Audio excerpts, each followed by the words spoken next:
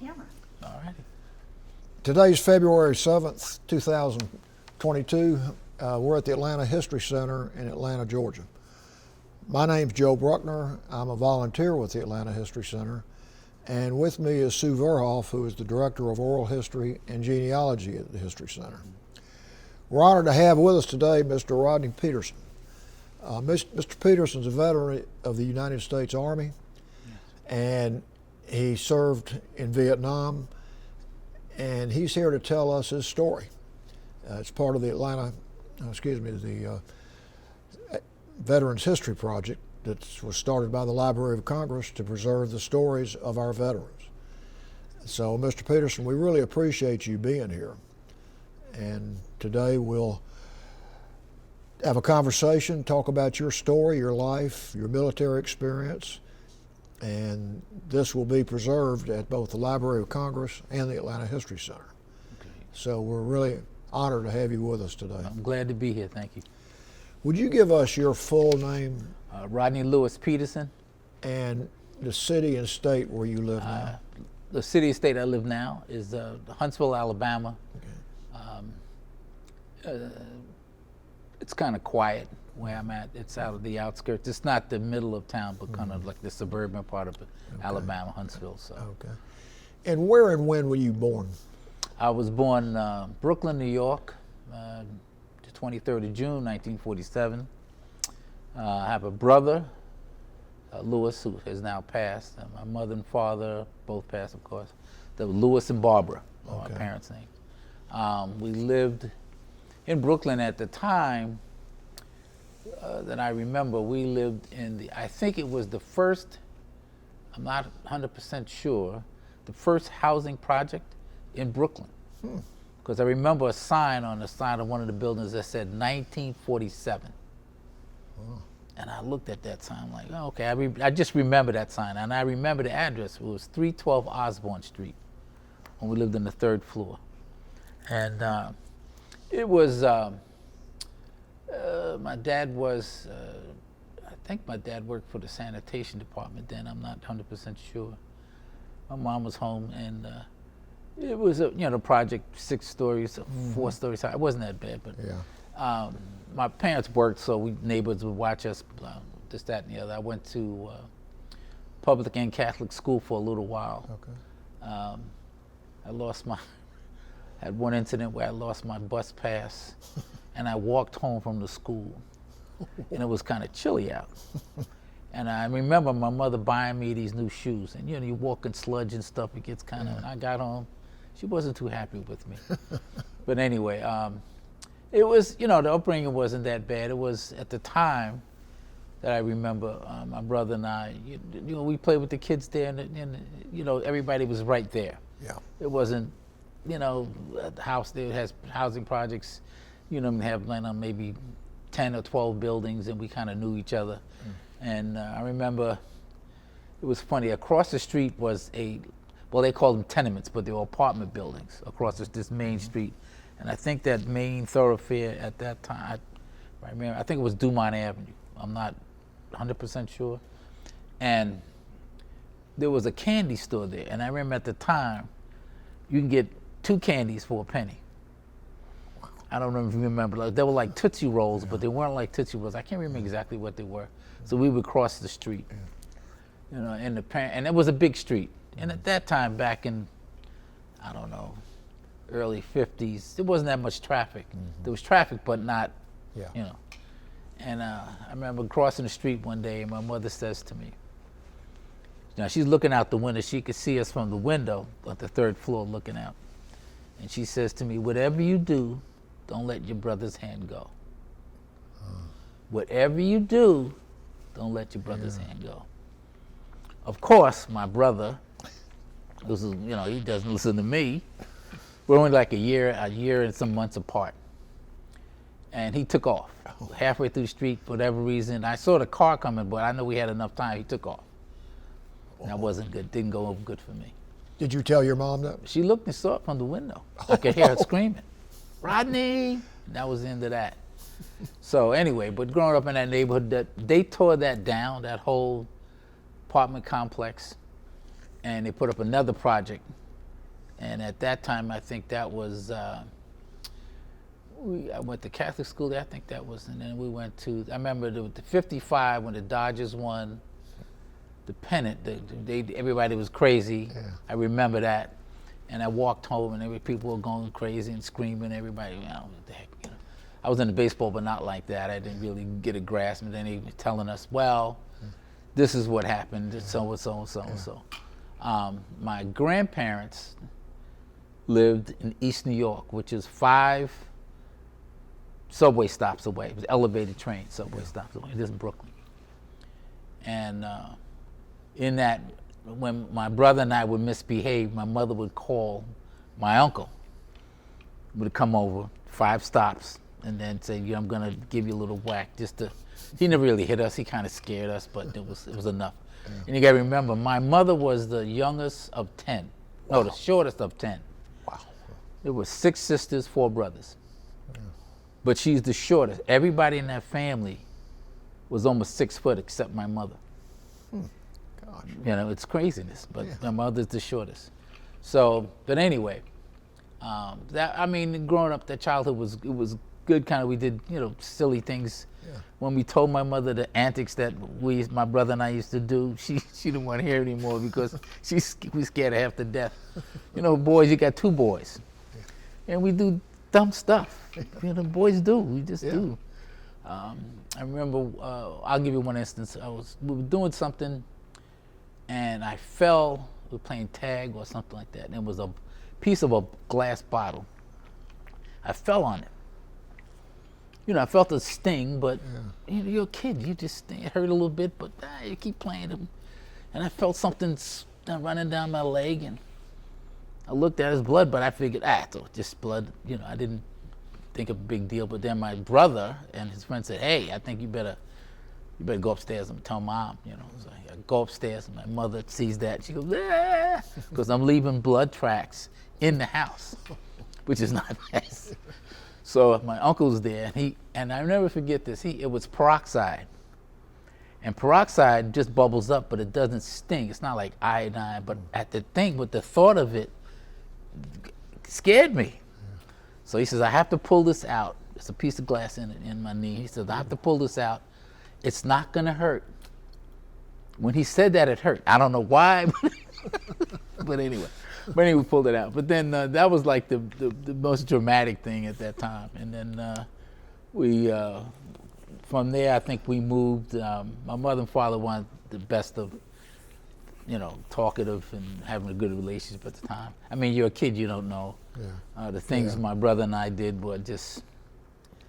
I'll give you a short little thing. One day we go out to school, and for some reason, the sink was on. I don't know if I turned it on and went to the bathroom, but we left, go to school. Well, we flooded that house, and it went down to the other things down. That was one of the things. And there's another time my brother and I think we should have been on a comedy show. We had a large couch in the living room. And if you know anything about a couch, it has that small fabric underneath. So we dropped something. I don't know if it was a Pez thing or something under the couch. And my brother says, hey, go under the couch and get that. Okay, but I said, I can't see. He says, here's a match, go. So the thing, and I put the match up, and luckily my uncles were there. They were talking to my mom. And I light it, and I could see the crackling of the thing. I'm looking at it, and then I feel this. My uncle grabs me out and says, what the hell are you doing? So anyway, that was one of the things we left the projects. After that, I think I was, I don't know if I was 8 or 9. And we moved to East New York, I guess because where we lived, it was kind of away from the family a little bit. Yeah. So, and she had her sisters there in Brooklyn, in East New York. And it's funny, I remember the streets, because I remember at the stop in Brooklyn on the Interborough chain, they used to call it the IRT, that line. We were at the last stop, which is New Lots Avenue in Brooklyn. And actually Livonia Avenue, which is, my grandparents lived at that house. And my aunt lived on the corner, which is Warwick Street. So we stayed with we moved to my aunt for a while. I had my other cousins there. Had 2 girls and a boy. And then there was Lewis on Hyacinth, of course. Medora, don't ask me about these names. We call her Mado for short. And Valerie. And the littlest one is called Valita, but we call Lizzie for short. Don't ask me why, but we do. But living there was an experience because it was my cousins. My grandmother lived about 7 doors down. And this is all in East New York, which was kind of a interesting place because they had a lot of Italians, and then of course the racial issue was coming about there. Had some racial things there. Around and where my aunt lived was on the corner of Warwick and Livonia, but there was a liquor store downstairs. But she lived upstairs, and I had my aunt upstairs. My other aunt lived in the back, Aunt Corrine, and my grandparents, like I said, were about 8 or 9 houses down. But it's funny when you're in a neighborhood like that. When you're young, everything seems to be quite big and spacious. But when I went back there, like sometimes later, and I brought my younger son, he said, "Dad, everything is kind of tiny." I said, "Well, yeah, but when you're little, you think everything is big." Yeah. And I said, I showed him where my grandparents lived, where I lived, and I said, that door was never closed. My grandmother would cook upstairs, and she would make this coconut bread. She was from the West Indies, and she would make this coconut bread with raisins and whatever stuff she put in it. But you could smell it a block away. Wow. And when she did that, I would always run up and get it. Of course, me and my cousins Lewis and my brother, and my friends would kind of run up there and steal it. Well, I shouldn't say steal it. We would kind of take pieces of it, and that was kind of odd. But my grandfather was a carpenter. Oh. Yeah, he was a carpenter, and everybody knew my grandfather. They lived in that neighborhood, I don't know, maybe 45 years or 50 years then. He had 10 children. Like I said, my uncles they were all tall, 6'5", 6'6". One of my uncles played basketball for Colorado State University, I think, but he knew all of these basketball guys. Yeah. Like he knew Willis Reed, he knew Ellis, he knew Connie Hawkins. He was all these famous basketball guys back in the day. And my aunt knew, and my uncle, who lived with my aunt's house on Hyacinth, his name was Louis Von Evans. He was a master sergeant in the Army. And we would see him, when he come off assignments, he'd come by and say, "Hey, this, that, and the other, talk about the military, stuff like that." And I said, "Uncle Lou, why do you walk kind of like," he has a knee, and he would show us that, "Well, I got hurt." Then he got shot above the kneecap. And he would move his kneecap around to kind of make it, but it's kind of funny. But he would do that. But he was a sort of I don't know, he loved languages, like a linguist. He could pick up stuff. Because later on, I'll tell you, when I was stationed at Fort Benning to go to jump school, he was there. Huh. And when I called my aunt, I said, "Hey, I'm here, but I'll get back to that. But anyway, I'll tell you a little thing." And then he would pick me up after training every day and take the guys with us and take us around the base just to show us different things at jump school. Yeah, it was funny. Wow. But that turned out bad for me, and I'll tell you why later. But anyway, and in East New York. So the neighborhood wasn't that, it was integrated. I mean, it was guys would, the fellows who had hot rods back in the day, and since it wasn't a street that had the elevation of the train, the guys would block off the streets and they would drag race on the major thoroughfare. They would do that. And that's when I got into cars. I would see these hot rods and stuff like that, and I was like, geez. But the neighborhood was but like I said, I met good friends there. One of the friends of mine who lived next door, George Udis was his name. He has a sister named Sylvia. He was from El Salvador. His dad was a staunch education person. I remember George going to school and would come back, and if he got like an 80 on the test, it didn't go well for him. His father would let him sleep in the hallway. Yeah. Wow. So, you'd knock on the door, my mother, my mother and my aunt would say, come on, George, come inside, you get something to eat. But he turned out to be, I heard, I can't verify it, but I heard he was a professor at NYU. He was a math, he was so good in math that he would just knock your socks off. I don't know what happened to his sister Sylvia, but it seemed like the guys on that block, they could either draw. I have a friend of mine, Jose, he would look at you and sit there and he would just draw you. And I'm like, how do you do that? Like, you see people that do that in pencil, they look at you, hey, how you, I'm always marveled at people that can do stuff like that. Can just look at something, okay, I can do that. I can't do it. I can do that. I go, what is that? But it seemed like all of the people on that block that I knew for that short period of time, well, they all did something. Either they owned peaches shops. They all did something. The fellas, when I moved around the corner, I got into kind of the gang thing because the dynamic changed. Because most of my friends at that time when I first moved to East New York were Italian, Jewish, mostly Italian. Some Irish guys, but mostly Italian.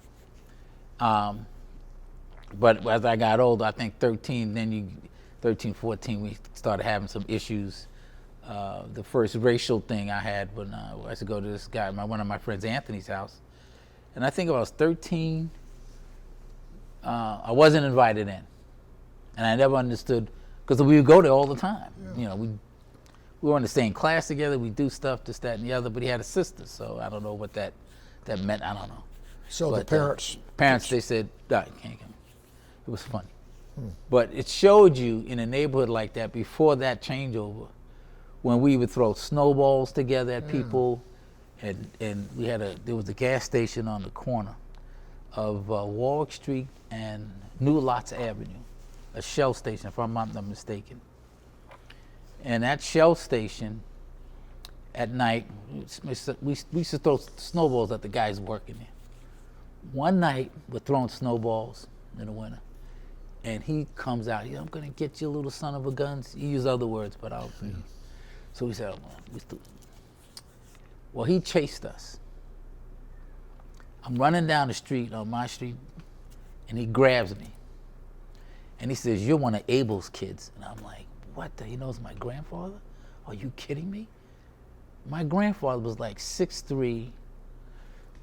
He was a carpenter. He was a big guy. I would pee on myself if I had to face my grandfather for anything that was, kind of not good, especially hearing it from somebody else. He never hit me, but he would just look at you and know that you're in a bad place. And so anyway, I said, when he said that to me, and he said, give me a little tap, he said, I'm going to tell you, Grandma, please don't tell my grandfather, I'll do whatever. I won't do it again. And it never happened again. Not with me anyway.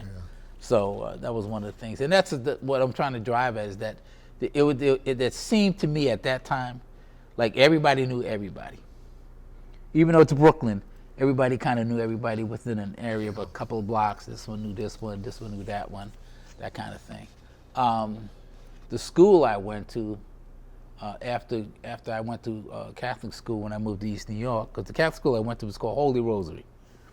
That was a Catholic school in Bedford-Stuyvesant. And we went there.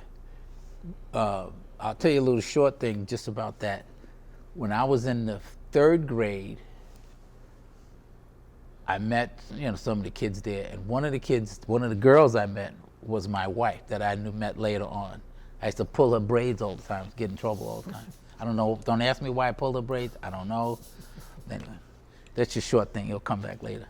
So, but anyway, when I went to East New York, we had a walk. I think the school I went to was called PS 202. And the public schools was spelled with a V at that time. I don't know if you remember. If you look at the public school signs, instead of using a U, it's spelled with a V. Yeah, that's older school. So we went there, and I stayed there went there from fourth grade to 6th grade. And then we went to junior high school, 64, which was still in Brooklyn. And that's what kind of the racial thing started, a lot of stuff then, fights, and I used to get in fights and all that stuff. Because at that time, most of my friends at that time were mostly Spanish, Puerto Rican, Cuban, didn't matter. I still had a few Italian friends. Danny Oliva comes to mind. He was one of the guys that no matter what happened between anybody, racial stuff, we were always together. It didn't matter. It wasn't like that with him. It was just, come on, let's go get haircuts together. Okay, we didn't care. We didn't care. Just anyway, let me get back a little bit. So I went to junior high school, 64. I was on the track team. I remember one of the fellas I met there was a fella, Nicky Arundel and Sylvester Grant. Nicky Arundel has a doctorate degree. He lives in Maryland now. I think it's education. I'm not 100% sure, but I think so. He lives in Maryland. Haven't talked to him in a long time. And Sylvester Grant, I don't know what he did. I don't know if he went back to Nigeria or something like that, but he did well as well.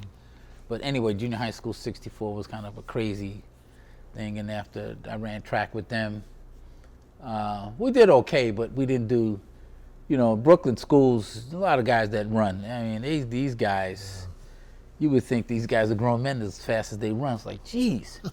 But Brooklyn had, where I lived at the time, we would go to the pool. And that was a big public pool. It was almost a city block big. And back in the day, they had lights and people would have things there and going up. But it was a huge, huge pool. They had a diving board, 3 diving boards, and guys would put on shows diving. But it was huge. And we would go there because the subway at that time was 10 cents, if I remember, 10 or 15 cents, nothing more than that. Half the time we wouldn't play, we'd sneak under the turnstile and go up because we were at the last stop. Right? So you could tell when the train is coming in because they would announce it, so-and-so train leave in 5 minutes, so-and-so, you could hear it. And then you run upstairs and just get in the train when they close the doors and go about your business. But that's before they had transit policemen, I think. Transit policemen started after that. But anyway, after that, I went to, after junior high school, I went to Brooklyn Automotive. I took an exam to go to, at that time, you take exams to go to high school. At that time, they had good vocational schools. They had Eli Whitney was electrical, carpentry, welding. Brooklyn Automotive was just cars, and it was on the other side of Brooklyn. It took a while to get there. I got there, but I didn't learn anything that much in that school. Most of the guys were fighting and doing all the stuff, drinking and carrying on, and it wasn't a good thing for me.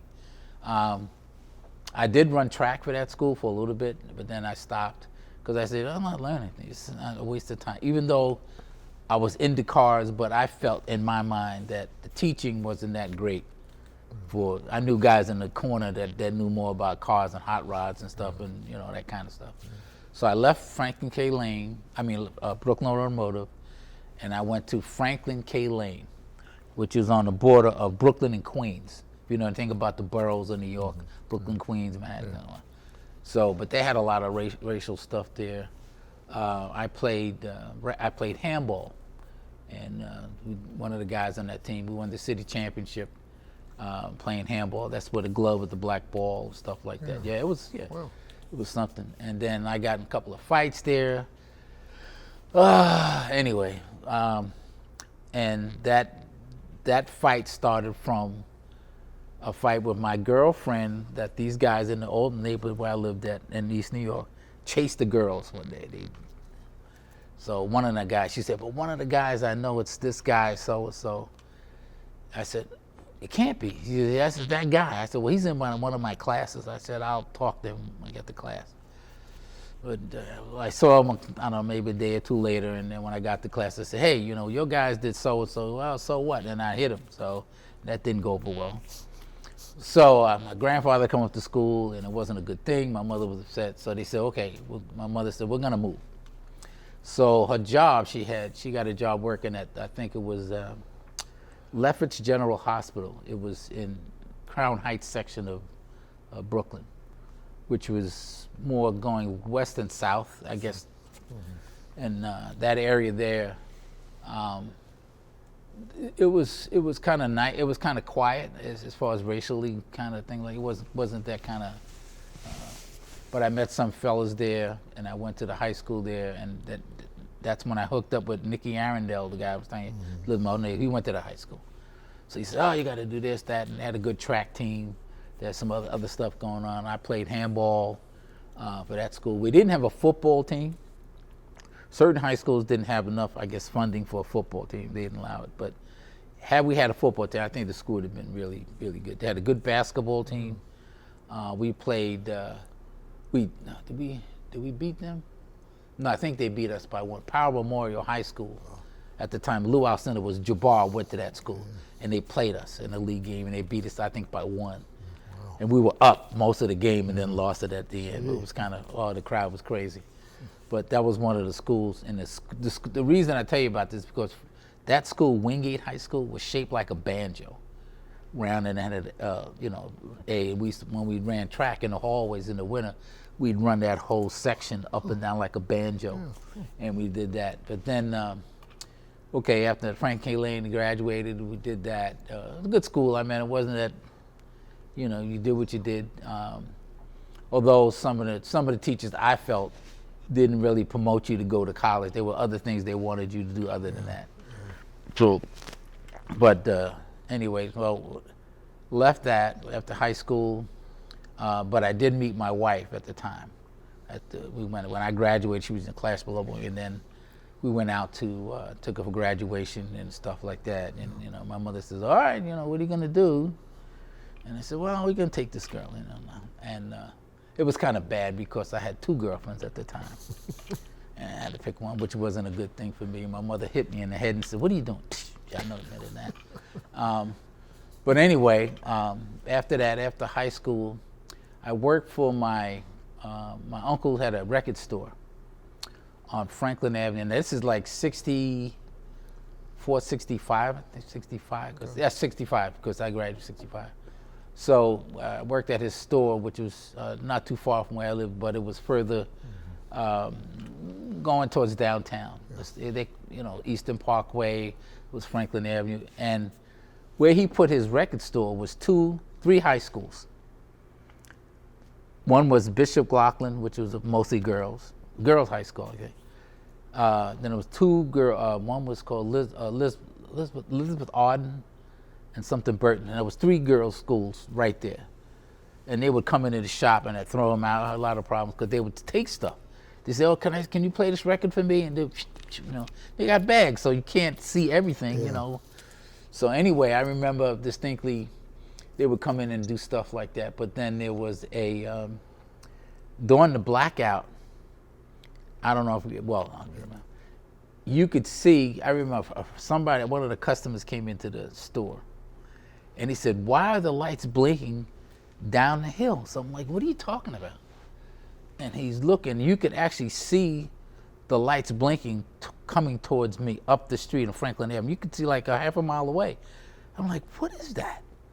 No, at the time, everybody, thank God, and I think that blackout was in November, if I remember correctly.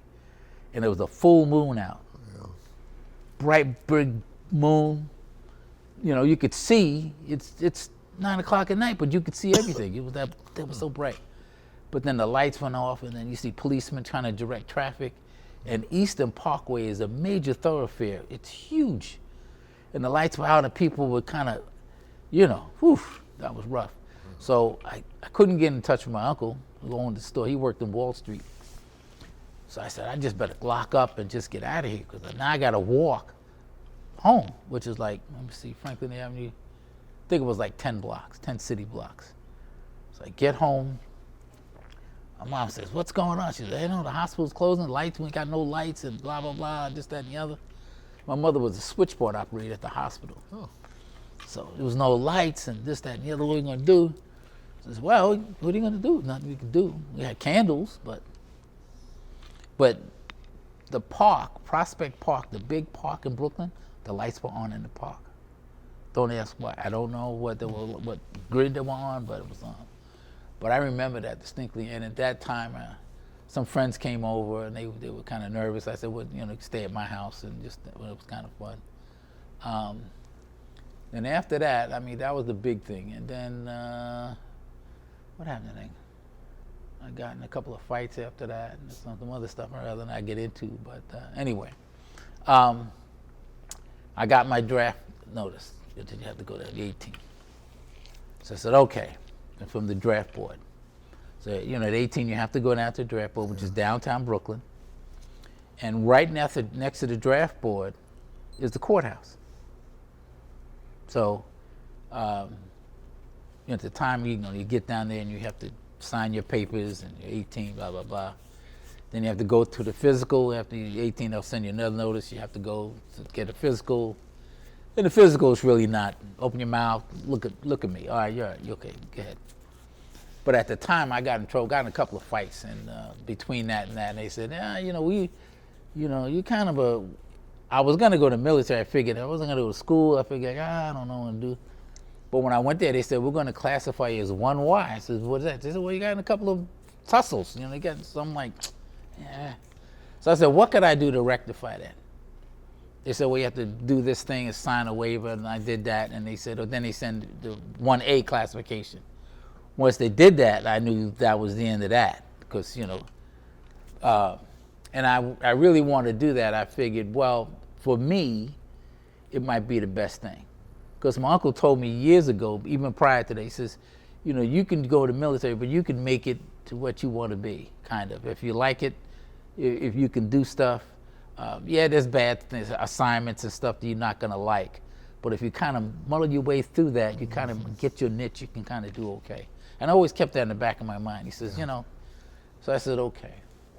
So anyway, I get my draft notice, and it does say greetings. It does say greetings, and they give you tokens. Whatever your transportation method is, they give you, if you live in a 2-fare zone, they'll give you 2 fares. Oh. They'll give you all of that. So anyway, my mom says, well, because my brother was going to go to Emerson College up in Cambridge, in Massachusetts. So, and then I said, okay, one in, one out. I look at it that way now, but I guess my mother was kind of upset that I didn't go. But I said, okay. So anyway, I get my draft notice. That was in 67. It was 67, I think. I get my draft notice. If I'm not mistaken, I think it was 67. October, something like that. Yeah, you entered the military according to this in October of 67. I think I got just before then. So you go down and and at that time, I think in Brooklyn, they had a Fort Hamilton. So everybody had to report to Fort Hamilton in Brooklyn, which is right near the Narrows, the waterway and stuff like that, near the Verrazano Bridge and stuff. So we report there, and once there, if I'm not mistaken, I gotta remember now, I think they took us over to Staten Island by bus, a bunch of us. And then from there, I'm trying to remember, did we go there? Went to Staten Island, and then where did we go from there? I think we went, I thought maybe it was Fort Dix in New Jersey, but I'm not 100% sure. I remember taking the bus, but they said, just get on the bus, shut up, and that and the other. So we went over to, and then we got on the plane, and we flew out of there, and we landed in, some part in South Carolina, but the base I went to was Fort Jackson. Did my basic training, Columbia, right? Did my basic there, and that wasn't the training really, to me. Basic training wasn't a lot of. It was not that hard for me. I was kind of physically fit. I didn't mind running. I didn't smoke, and I kind of liked the discipline. For me, some people didn't like it. I kind of liked it. We had a couple of clowns. There's always somebody that's always going to get you guys in trouble, get everybody in trouble. One distinct thing I remember was we were on a march. A night, I don't know, either night. I think it was a night shooting. I can't remember what it was, but it was something. We had a march, and we had our weapons with us, and we're marching, and the sergeant is saying this. And his name is Sergeant Delroy. I never forget his name, Sergeant Delroy. He's saying, you guys keep quiet, this, that, the other. and for some reason, some guy yells out, "Woohoo!" or something. So now we're carrying. Now we got to put it this way and run back to the barracks, and we're gonna give this kid a blanket party, but we didn't do that after that. But I think you know what a blanket party is, so we didn't do that. But people watching this may not know what a blanket party is. If one of the because when one person messes up, you all suffer the consequences of a mistake that they make. So at the middle of the night, when the person's sleeping, you kind of put a sheet over his bed or a blanket, whatever you have, and you take soap and put it in socks, and you kind of beat the person with it. Kind of hurts. It's not hurt, but you don't hit them in the head enough. It's more like body, and that's it. And, it's not a good thing, but he won't do it again. And I don't know, Fort Jackson had the old barracks. And they used to have like a fire guard, had to do something with the boilers and the coal and stuff. It was an old facility. And at that time when I went there, a friend of mine that was in that same high school was there at the same time, but he was on Tank Hill. I was at the lower end, he was at Tank Hill. I didn't know it at the time, I found out later that's where he was. But training wasn't that, basic training, I got on a trainee of the cycle. I got the most points. You had to throw the hand grenade, low crawl. I did all of that stuff and did it. So I got the honor trainee of the cycle. Well, no, I shared that with another guy. That's right, because we had to run the mile with the boots, and I think the mile you had to run under 8 minutes. I can't remember exactly what it was, but I did that. Yeah. So, and after basic training wasn't that bad. It rained. It rained. So they had us go to we were outside for a little bit, and then they brought us inside. My commanding officer wasn't happy with us. I guess the grade of the whole unit as a whole wasn't happy with us, and he wanted it to pour on us. He says, except the exception for a few guys, the rest of you need to get soaked. It was terrible. So anyway, after basic training, go home. You get to go home for a little bit, and then I got to go to AIT. AIT is Advanced Infantry Training or Advanced Individual Training, whatever it might be. So there I have to take a bus, because they give you travel money. And I had to take a bus to Anniston, Alabama. That took 27 hours to get to Anniston, Alabama. Can you imagine? Grief. That's what I said. So you get to Anniston, Alabama. It's Fort McClellan is the name of the base. Why I didn't go to the other bases that were close, I don't know. They shipped us there. Fort McClellan is a tiny little base, and they call Tigerland. It's like for like Fort Gordon or these little small bases. But at that base, there is a WAC training center as well. We didn't know that at the time. A WAC, Women's Army Corps. And I didn't know that until one day we're marching, and then we hear these women screaming out, "What the hell is that?" And they're in these barracks, low barracks, off to our right, and they focus. They're screaming all kind of names and stuff like that, but we couldn't. We didn't do anything about that. That was off limits. And some guys got in trouble that didn't pay attention. I was going to ask you about that. Yeah, they didn't go far. I did go, but in that barracks there, I met a couple of good guys. But one of the things we went down to, one of the kids I met was a guy, Michael Coffey was his name. Michael Coffey was from, I think he was from Indiana. I'm not 100%. He told me, but I can't remember now. But he was a great guy. He was like a good buddy. And he says, we're going to go out to a club one night. At that time, just racially, the race relations down at the Southwest. Yeah. So we're going to go out and want a club one night. So he says, "Can I go?" I said, "Mike, it's supposed to be a black club. I don't think it'd be a good thing for you." "I don't care about that." "All right, if you want to go, we go." So we get this information to go to this club. We have to knock on the door. Guy looks at us, because we're from the base. Yeah. I said, "Okay, come in, let me go in." But in the base, they had good entertainment in there. In this club, it was called Club 35. They had great entertainment. So we're drinking and carrying on and, you know, watching this stuff. And I'm like, I'm beat. I'm going back. So he says, where you going? I said, I'm tired, man. I'm just worn out. I don't know. So he says, you going to go? I said, yeah. So I did. You know, asked the guy, can you give me a cab out going back to the base? You know, he says, okay, you got to wait a minute. All right. So we get the cab comes, beeps the horn. I go outside, get in the cab. He says, listen. He says, I have to make a couple of stops.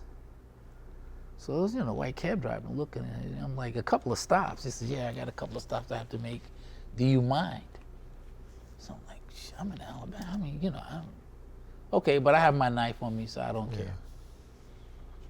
We drive maybe 10 minutes, come to a house, he hits his lights. Somebody comes out of the house, I'm looking, he reaches under and gives a bottle of corn liquor. Gives it to him, drive away. I said, oh, jeez. Drive away, he says, okay. We go to the next house, down maybe a mile away, does the same thing. Another person comes out, hey, John, whatever your name is, 2 bottles. Okay. And he says, you don't mind? I said, I don't mind. You know, you can do what you want. I don't care. As long as I get back to the barracks, I'm good to go. So we made another couple of stops. And then the last stop, you know, he says, you know, you were a good sport about that. You didn't have to do that. You didn't charge me for the fare.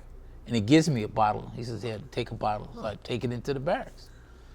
But, you know, if you, that liquor like that, when you open that bottle, the vapors will knock you on your behind, you know. So I go in, hey man, how you doing? I said, nah, I'm tired, I don't know. But I said, I got some corn liquor. You guys want some? Yeah, man, okay. I said, but I'm not drinking. I took a whiff of it. It was just too much for me. And I said, you guys can have it. Now this is Saturday night, Saturday. Sunday morning for breakfast, nobody got up but me and another fella. That was it. It was kind of bad, but you know, they didn't give me too much crap for that. But they man, you know. But I never forget that. That was kind of tough. I mean, AIT training for the most part, when you're shooting and you marches and stuff like that, you know, that wasn't a tough thing for me. After, you know, AIT, you know, you're just marching around. They have a little junk. They call escape and evasion. You do that. You kind of do that, and you're wandering around in the middle of the night. They give you a compass with a group of guys, and you do that. If you can follow the compass halfway, you can kind of go through it. You're walking, you know, if you kind of follow your path. Yeah. If you're right-handed, you have a tendency to walk right. If you have a left hand, especially at night, you have a tendency to walk left.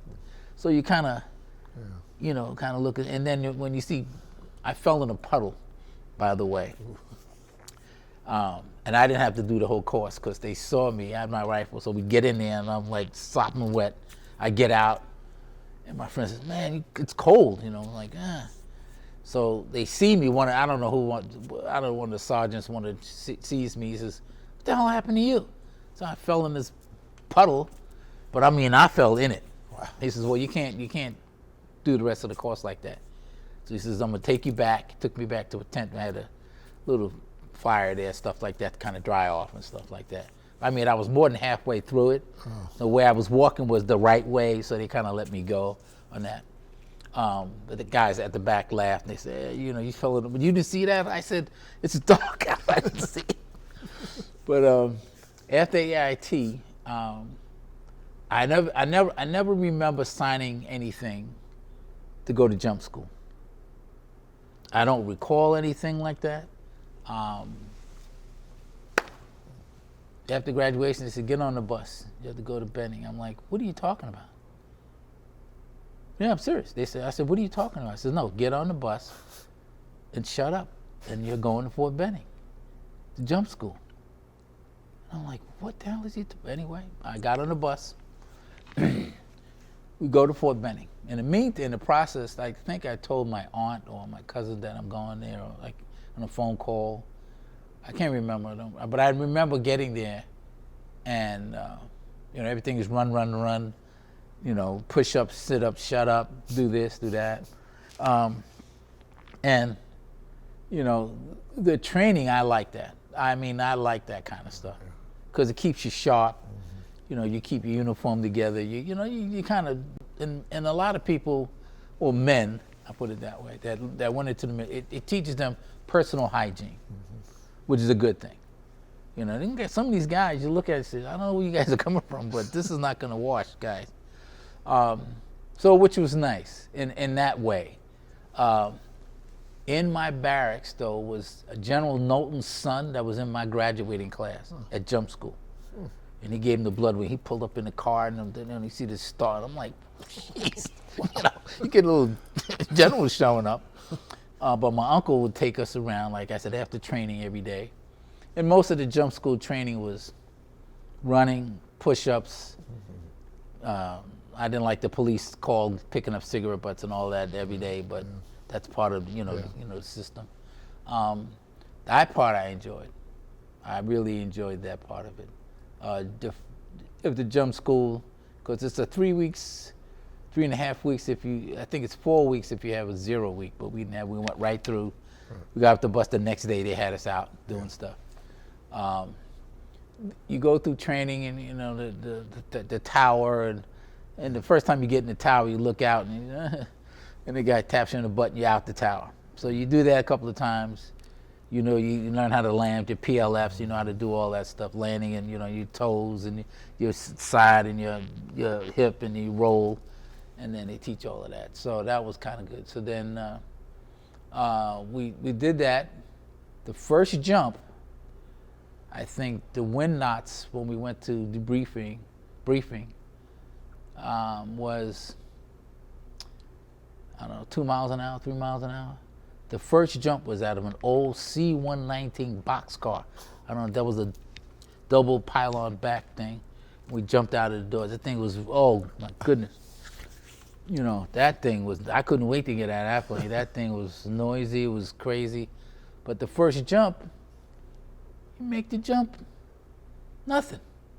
You come out, it's quiet, it smells good, you're not swinging around, you say, hey, this is a piece of cake. Everybody, most of the guys that I remember in my stick or my chalk, whatever the stick, we call it stick then, everybody landed on their feet. No problem. Everybody said, I said, man, we're getting good paid for this? Yeah, like, this is great. Well, you know, guys talking, we're like, okay. Second jump, a little windier, a little more wind. And as you get to the drop zone, there are people there, master, whoever tell you, watch your line of drift, look at the flares, you know, you gotta do that. Second jump was out of a, was that a C-130? I'm trying to remember, I think that was a C-130. I think C-130. Because we only did one jump with that, I remember that, one jump with that. So C-130, the thing goes down, out the door, there you go. You're gonna take that step, takes you right out. It was great. You do that, and then that was a little windier. You had to pay attention to where you're going. Guys are getting hurt, you know, not checking your line of drift and stuff like that. Third jump, it was windier. Now, you're not supposed to jump over 15 knots. I think 15 or 20 knots when the air's. Third jump was like maybe 8 or 9 knots. So we come out and see your line of drift and we're going and no problem. But I remember landing that way. When I landed, I was trying to pull the riser to my right to kind of oscillate this way to kind of ease my land, to kind of go up and drop in, and it didn't. I misjudged it, and I hit the ground. I rolled over. You know, you roll over, and the sergeant says, "You airborne, son?" Yes, sir. He said, "Get in the truck." So you run, pack your stuff up, run. The fourth jump, it was windy. It was a little nervous. So we jump, and then you're looking around, and I'm looking, I see, you know, the guys in my formation, some guys are not there. I'm like, what the hell happened to these guys? You know, because you line up in the morning, and everybody has a roster number on your helmet, and you're looking at the guy next to you, he's not there, and the guy right's not there. You're like, what the heck? So anyway, the last jump is the qualifying jump.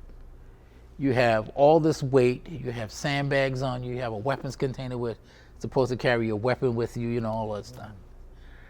So get in the plane, and we get up, and I couldn't wait because that weight. It's heavy. When you have the harness hitting you, it's uncomfortable. And you're kind of leaning over to kind of shuffle to the door. They call it the Airborne shuffle, but it's really not. You're barely moving. And you hook up, you know, I think the jump commands were stand up, hook up, then you check the person in front of you. You turn around, he checks you, and you check your equipment and stuff like that, and then you say, okay, and then you have a sound off, 1, 2, 3, whatever you end up, whatever. So the last jump, I am the last one on the stick. I am the last guy to jump out. As we jump out, 2 of the panels blow out of my chute, because I look up and I'm like, why is that blue? I said to myself, why is that blue? Wow. And I'm looking, and I'm going faster than the guys in my stick. I'm going, you know, I'm like, woof, woof. So I said, well, if I turn around, because the wind was taking me from if I remember correctly, from my right to left. So I wanted to land this way, kind of, but oscillate in enough. So you kind of pulling, and it's, you know, you got all this weight and you're trying to pull the rise and I'm spinning around. I'm like, ah. So finally I realized what I'm doing, because I did pay attention to that.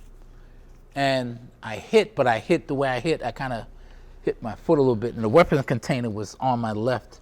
It got hooked underneath, and I popped it, pow! It broke, and I rolled over. I got a little thing, but nothing, you know, I rolled over, and he says, you okay? And, yeah, get on the truck. So you pack your stuff up, and you run to the truck. And then at the end of the day, you made it. And then you go to the hall, and then he pinned the things on you. You know, it was nice. It was nice. So now you're a paratrooper. You think you're hot shit. Excuse me. And but you're really not. You think you are, but you're not. And the guys were celebrating and all that. And at that time, I met Kenneth Alston, who was a good friend of mine. Went to a training with him. We went to AIT together, and we went to jump school together. We were supposed to go NAM together at the same time. I think we were to go at the same time. Me, Mike Coffey, there was a couple other fellas that were all supposed to meet up and then go. We were supposed to meet up actually in California.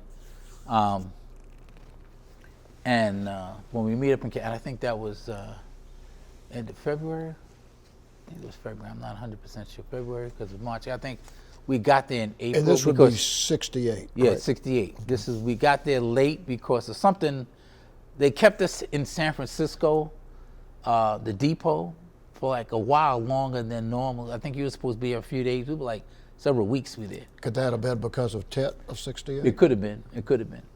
Yeah, it probably was because of TET. They kept us there, and there was a lot of us there, like a lot. So you know, we meet guys, we do this, that, and the other, and then we'll all get together. They say, okay, you guys are gonna go. They take us to Travis Air Force Base. And we fly out of Travis Air Force Base on a 707 at the time. Yeah. Now your first flight, now you know for 707, it's a tight fit. You're not too much leg room, not too much walking around. And we fly from Travis Air Force Base to Hawaii. We fly for Hawaii, try to get fuel. We can exit the aircraft and we walk around. It's nice, the weather's, you can feel it feels great. And then we'll get back on the plane, there's some seats missing. And I say, what the hell's gonna happen to these guys? They say, well, we'll get there. We're not going with you guys. So I said, I'm not doing that. And he says, I said, nah, I'm getting on the plane and go. I'm just gonna, I was kind of I wanted to be in there, but I want to do the best I can. I want to, do the right thing. I've been in enough trouble. I don't want to do all of that. Yeah. So, okay.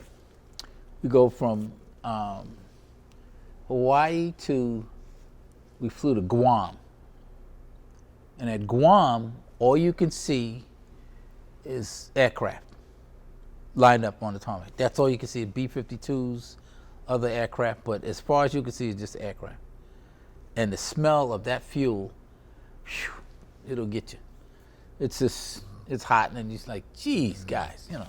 So we didn't debark. We didn't leave the plane. They opened the doors and stuff, but we didn't leave. We could look out the window and see all of that. So then we wait there. I forgot a few hours, and then the next stop was supposed to be Vietnam. From there, then we flew to Vietnam. On the ride to Vietnam, we're flying in. We went north and then kind of on the coast because we're trying to fly into Benoit, I think. Mm-hmm. As we're flying down, my base camp is on the central coast, a place called Viet that was on the coast. As we're flying over, we could see from the air, you know, firefights going on, little stuff going on. The guys, oh, look out the window on the right, and you can see that. So I didn't know what that base was. They just said there's stuff going on there. So when but it was so funny. Not fun. When we flew into the base, first thing you do when they open that door is get a whiff of that air. And I don't know, people can tell you, I mean, many people have told that air and that smell you will never ever forget that. It was terrible. So, but then when you have to run from the plane to the bunker, there's like a hangar. You have to run, like in a dead run. Get there, they sort you out kind of, and then they put you on a bus. And you know, people say, well, you know, you get on the bus, but it has barbed wire on it, has things, and I'm like, why is that? And they do tell you. The reason for that, so somebody can't throw a hand grenade while you're sitting there. And then it kind of hits you that maybe I'm not in the most safe place. This is really not a good place for me. Maybe I made a bad choice coming here. You know what I mean? You kind of suck it up, because I'm a paratrooper. We feel like we're hot stuff. So, but you know. But I like to ask, but I think you've already answered the question. Your first impression of Vietnam when you exited the plane, and it's that. It's the worst. But you know, other things happened when I got there. I don't know if you saw the movie Platoon at all. If you did, well, there's a part in Platoon, 2 parts, matter of fact. When I got off the plane, and after that I went to, they call it 90th replacement, where all the soldiers go. You have to stay there for a while. And I get there, I meet a guy that used to run track, but he was from Queens. He ran Andrew Jackson High School. His name is Kim. He sees me, he calls my name, but I think he's calling somebody else, not me. Rodney, hey man, Rodney. I look around at him, I'm like, what are you doing here? He says, oh, I'm in the 1st Division, so I'm going home. I'm like, are you kidding me? That's not the word I use, but I said, no, really? And he says, yeah, I'm going home in like 10 days. I'm just out of the field, and he's all scruffy and stuff. He says, where you at? I said, I'm in the 90th replacement. He said, okay, look, I'll come and get you. I'll find you. He goes, I'll find you. I said, because I don't know exactly, a 90th replacement building, whatever. And he says, I'll find you. So we get there, and it's, you hear explosions, boom, boom, boom, going on, boom, boom, boom, boom, and there's stuff going out, stuff coming in. You're kind of walking around in the cadre, or the sergeants who were supposed to monitoring you where you go. They said, don't do this, don't do that, stay here, do this. If you hear this sound, go to that bunker. Hear a siren, go to the nearest bunker, blah, blah, blah. So he finds me. He takes me off the side of the runway, and I hear these jets going off. And I'm like, man, but a lot of jets, not like 1 or 2, but a lot, like, going off. And he says, man, somebody's in deep stuff tonight. I'm like, are you kidding me? He says, no. He says, normally the jets take off in pairs like that. You see 2, 2, 2. When you see a lot of 2s going off all at the same time, that's somebody's in trouble. So I'm like, geez, we're drinking, and I wasn't into marijuana at that time, so I didn't drink because it made me kind of look too, and I wasn't too sure where I was. So I had a little drink with him, and I said, man, good to see you, He says, now when you get back, and we'll hook up and blah, blah, blah, this, that, and the other. Okay. We leave there the next day. I see a fellow from Brooklyn Automotive High School that I went with. We was called Pee Wee. Now, in the movie Platoon, you see that guy, he meets somebody, but this guy, I mean, it was like, hey, what are you doing here? I'm like, I just got here. He says, we need somebody for the motor pool. But he's in 101st Airborne Division at Benoit, but they need somebody for the motor pool. I'm like, oh crap. I said, are you kidding me? He goes, no, man. He says, you're not a fixed car. You're gonna take oil. I go, yeah. He goes, well, we need somebody. Let me talk to somebody. Where you at? So I told him I'm at the 90. Okay. So I get a call. He comes back several hours later. Before it wasn't dark yet, and he comes back. He said, hey, the company commander wants to see you the next day, and then we'll see if you can kind of swing it. He says, right now you're kind of slated. You're kind of infantry. You're not. You got to pull some strings to get you to. Because I see guys pull that on tracks. They're doing stuff like that. I'm like, man. Okay, then I'll put, if you can do it. And then I said, do I have to sign up? Maybe extend my tour. I didn't care if I had to do that. I really didn't care. But I have to back up now. I kind of left things out. I had a baby in the process back home. So I have to think of that. I'm like, it's not going to go well if I just do stuff, extend my tour without telling anybody. I think my mother would hit me in the head with a shoe. Wasn't a good thing. So I was like, I don't know. I said, well, if he could pull the strings for me to do it, then I would do it. Seeing what the, longevity people in the field and what you're going to do. You're paratrooper, infantry, you know where you're going to be, you know what you're going to do. It's not like you got to, So he says, okay, I'll let you know this, that, and the other, so on and so forth. So and I'm like, man, this is like in the movies. Like years later, in the movie Platoon, the guy meets somebody, he takes him in a hooch and they're getting high and they're having fun, but it was just like that. Yeah. I said, maybe, and I'm like, it was kind of odd when I saw the movie, I'm like, whoa. And when they caught the guys taking the beers, I had to do that the third night. Burn poop. Sitting out there burning poop, and I just looked at him. He said, we just need guys. You. It wasn't like, you guys step over here. The night after, I think I was there 5 days. The night after, one big, tall, black paratrooper guy comes in, sergeant, says, we need some guys. They're going night reaction. You. They said, we need people, but he doesn't say, he just says, you 5, get on the truck. We get in the truck, we're driving out to the perimeter, they start issuing ammo, they start issuing stuff, and you're like, what the hell? It's getting serious here. And actually, when at Benoit, the base, it's a huge complex. But you see rounds going out, big boom, boom, boom, boom, boom, boom, boom, stuff going out. And I'm kind of nervous, or scared is the word. But we get there, nothing happens. They assign us bunker complex. We get there, and the machine gun, he said, operate? Yes, and I do that. Pay attention, okay? Don't fall asleep. You fall asleep, I'll kill you myself. So that's what he says to us. He said, if you fall asleep, you're going to die.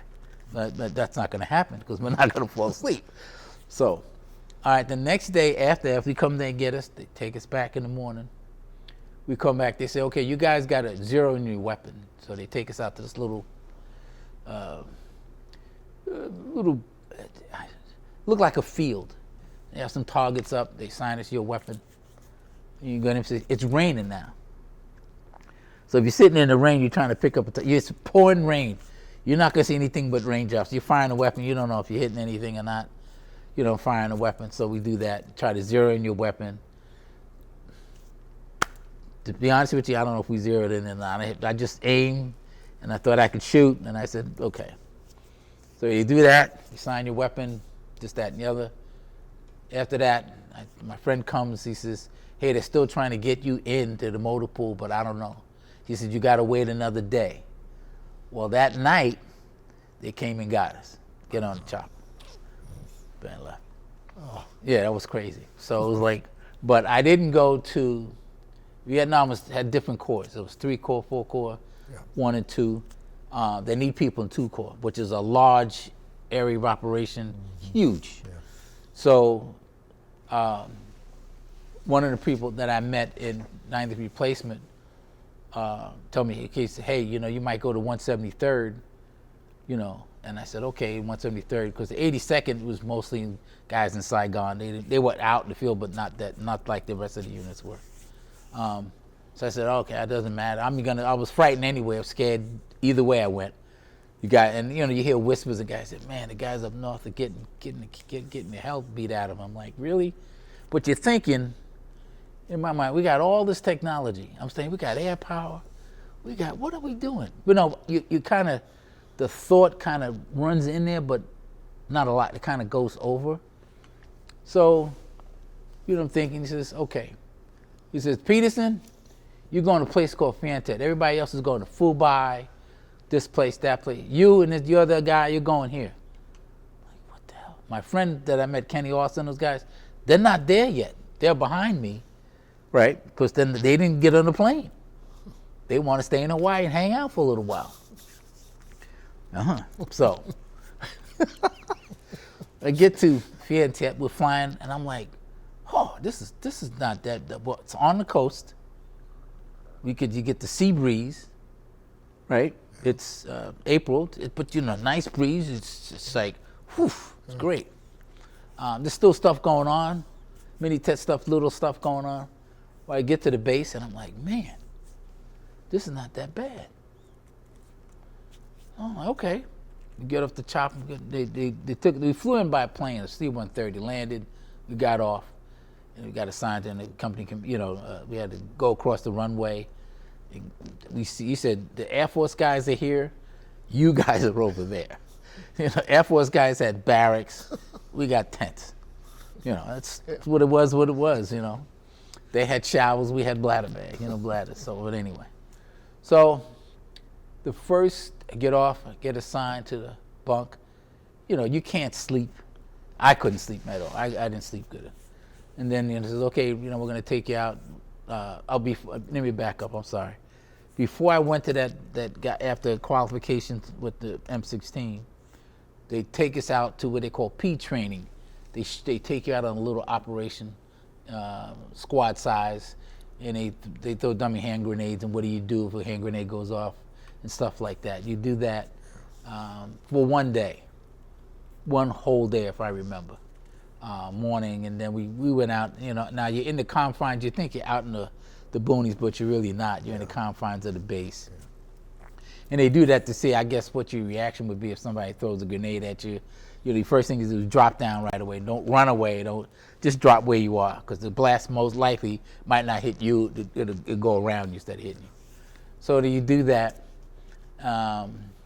Even if you land in the mud, guys didn't want to get the uniforms dirty. I didn't care. So we did that. After that, going to the base, get assigned to the platoon, A company. They were greeted by the first sergeant. Hello, we need to blah, blah, blah, this, that, and the other.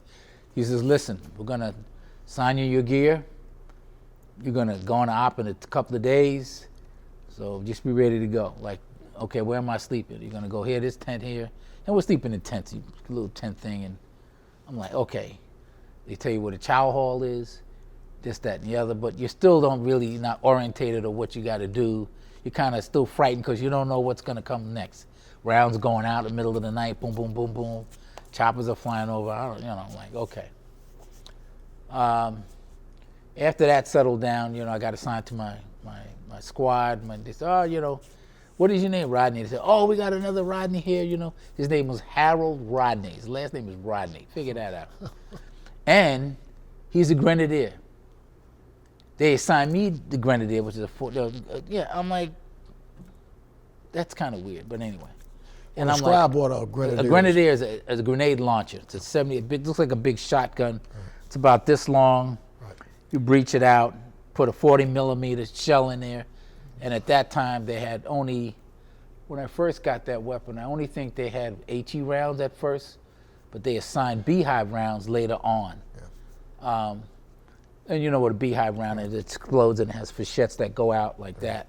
The grenade launcher aims, I think, at 10 meters out, or 8 meters, I can't remember exactly, and it arms. If it hits something before then, it'll just ricochet off and bounce off a tree or hit something or do something like that. And so they give me that. They take me to a little berm, and they said, fire the weapon. So, hit that, see if you can hit that. I hit it, I'm not looking at the sight. I just kind of aim and hit it. I get close to it, hit it dead on, a few shots in a row. They say, okay, you're good to go. So, okay, so you're going to be assigned to your platoon. Okay, second platoon was Sergeant Croach. It was Lieutenant Quinzada was my lieutenant at the time. Really kind of standoffish, not a friendly person that much like that. He said, just your squad ride, pay attention to so-and-so and so-and-so. Okay. We go out, and in my platoon, my sergeant, Sergeant Clement, he was nice. He was a good, kind of showed you the ropes, where to go, what to do. Just follow me. Just listen and pay attention. He says, we can't teach you everything. Some things you're just gonna know, but take your tablet every day. And he made sure he went in the morning, open your mouth, or put it in your hand. Let me see what you got. The malaria pills. That's right, and the salt tablet. Take that salt because it was hot. And we had one guy that got really in trouble with that. Didn't take his pills and wasn't a good thing.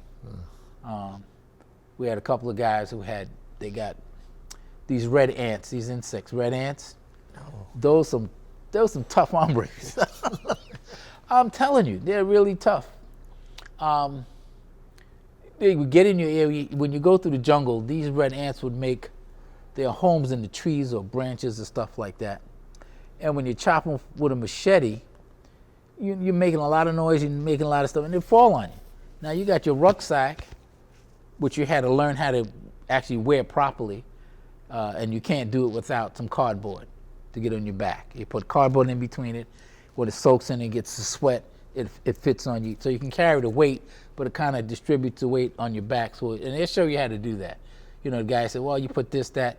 My particular unit, when we went out, we got resupplied every third day. So you had to carry enough water and ammo. It wasn't the food we carried, but you had to carry that ammo. A lot of guys had to carry ammo for the gun, 60 machine gun. Every squad had one. So everybody had to carry some ammunition for that. Plus you had to carry your own water. So you need your water. You got to have your water. And you had to learn how to conserve that water, because if you drink most of it, you look around, you don't have any water. When it's time for coffee or hot chocolate, they look at you and say, nah, we're not giving you that. The guy next to you is not going to do that. They show you how to make foxholes every night. We tried to, when we first went out, to follow around how they do that, how to make a good defensive position. Sometimes they get lazy.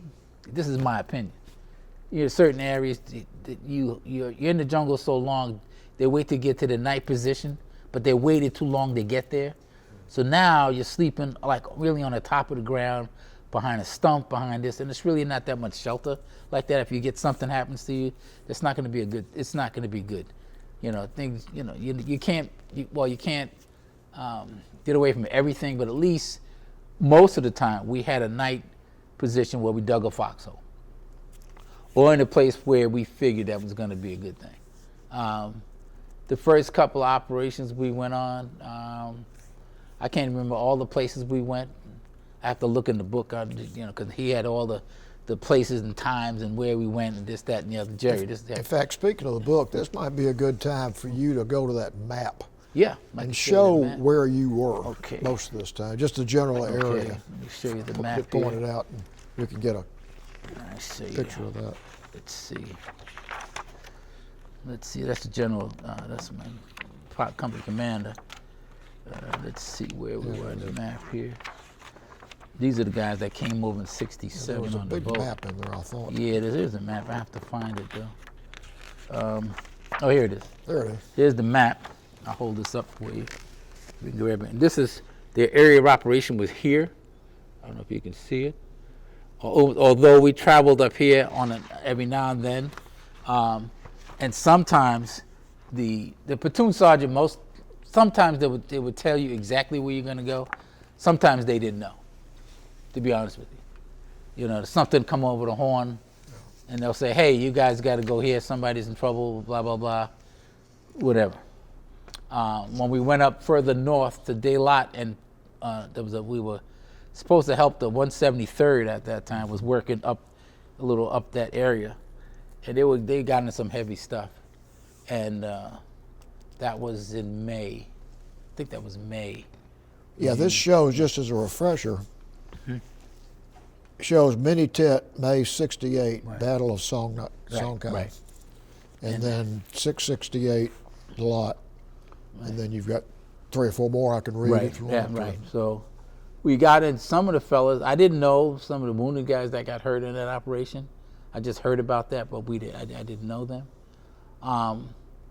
In June, now at that time I figured I was a good team leader. I could, I paid attention, and I was hoping to get a stripe, but I didn't. But anyway, I used to walk point a lot. Sergeant Crotch said, "You're a good point guy. You kind of stop and look, and you paid attention, but I got that from the guys in front of me. And normally what they'll tell you, the new guys get to walk the point. It's a sad thing when they do that way, but that's how you learn, kind of. You gotta. So, in my squad, I think the platoon, on paper, I think we were supposed to be. Let's see, 12, I think 44. I think on paper, but I don't think we're ever at that strength at all. Never. I don't remember it ever being that much. I mean, my squad was only like 7 of us, or 8. I think it was supposed to be like 12, if I'm not mistaken. But I don't remember any time the platoon was at full strength. The time I was there, we never were. The firefights we got into. My first firefight. Let me go back a little bit. We were on a trail, and platoon sergeant says, "Oh, take a smoke break." So I'm not, at this time, I just learned how to smoke, so I couldn't cough. But I really wasn't inhaling. I was like, So, and we're on like a small ridge line. I don't know, it was a sergeant, first sergeant, whoever it was, I can't remember who that was, but he said they called the gooks on the trail. He said, okay, so I'm like, okay, be quiet. Then they're coming from my right, looking at you. They're coming from my right to left, and we're above them. Okay, so we had noise discipline. They said, oh, shut your mouth. So they said, wait until they're in the kill zone. Wait till that person. So there was a woman, and maybe 4 or 5 men. When I saw them, by the time when they opened fire, standing above them, I saw the woman and the guy below me. And I just shot what I had, boom, bang. She fell, but she wasn't wounded. She got shot prior to me hitting her. The other fellow, and I think one got away, but we killed the rest of them. So that woman, and even though she was wounded, she didn't, she was tough. I'm telling you, she was. Most of the time when we have a prisoner like that, they call the South Vietnamese Army. They come in and they interrogate, like that, or whoever higher ups that come in, they interrogate the people. But she was hurt. So our medic was kind of treating her, and but she was hurt, But she took it, And then they came and snatched her up and took her out, and I was kind of nervous because I'm like, shit, that really scared me, Because they walked up when we're sitting there, and I'm like, maybe you and I were just having a little chit chat, and he said, somebody's on the trail, be quiet, wait. So everybody's on.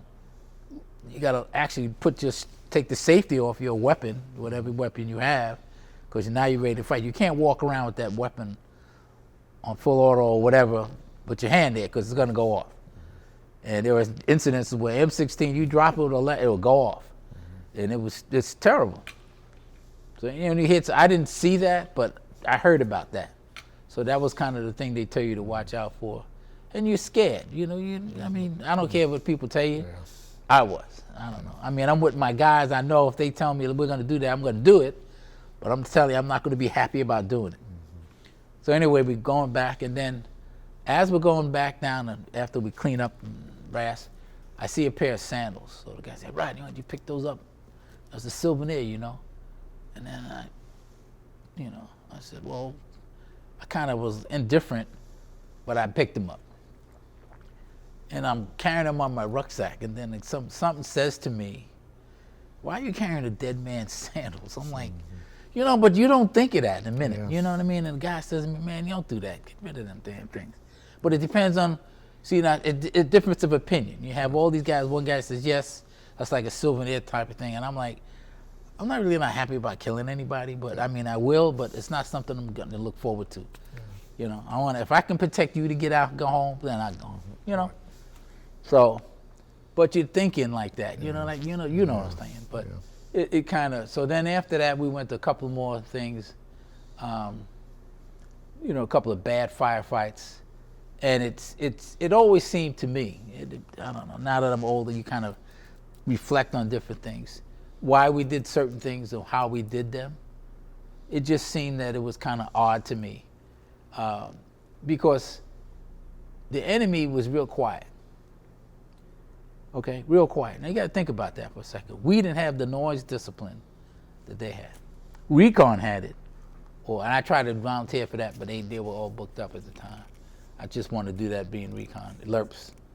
And then I saw Richard O'Hama, one of the fellows in here. He went. When you said LRPs, long-range Long-range reconnaissance patrol guys, and they asked us for volunteers, and I went in there, and Richard went in first, and then I went in. They took him. There was like 5 of us, and they only took 1. They took Richard. They didn't take us. So, but I saw him on an operation that we were at. And we're like, hey, how you doing? What you doing? And he says, I got all this stuff. And the grenade went, when I was a grenade, had that, the grenade launcher, M72 grenade launcher, M40, I'm sorry. The grenade, I had to carry all these rounds. So I had to carry like 70 rounds of ammo, which weighs a lot. You know, I had a Claymore bag, but I stuffed. Then you had the LBE, your harness and your stuff, and so you got rounds in there, and you got rounds everywhere sticking on your helmet. Yo, jeez, it was like the funniest thing. I wish there was a photo of me. There probably is somewhere that me with all that, and you would just chuckle. But you know, you're 19, 20 years old. You're strong. You could walk forever. You're tired, but you could walk. And then in June, we were at this one place.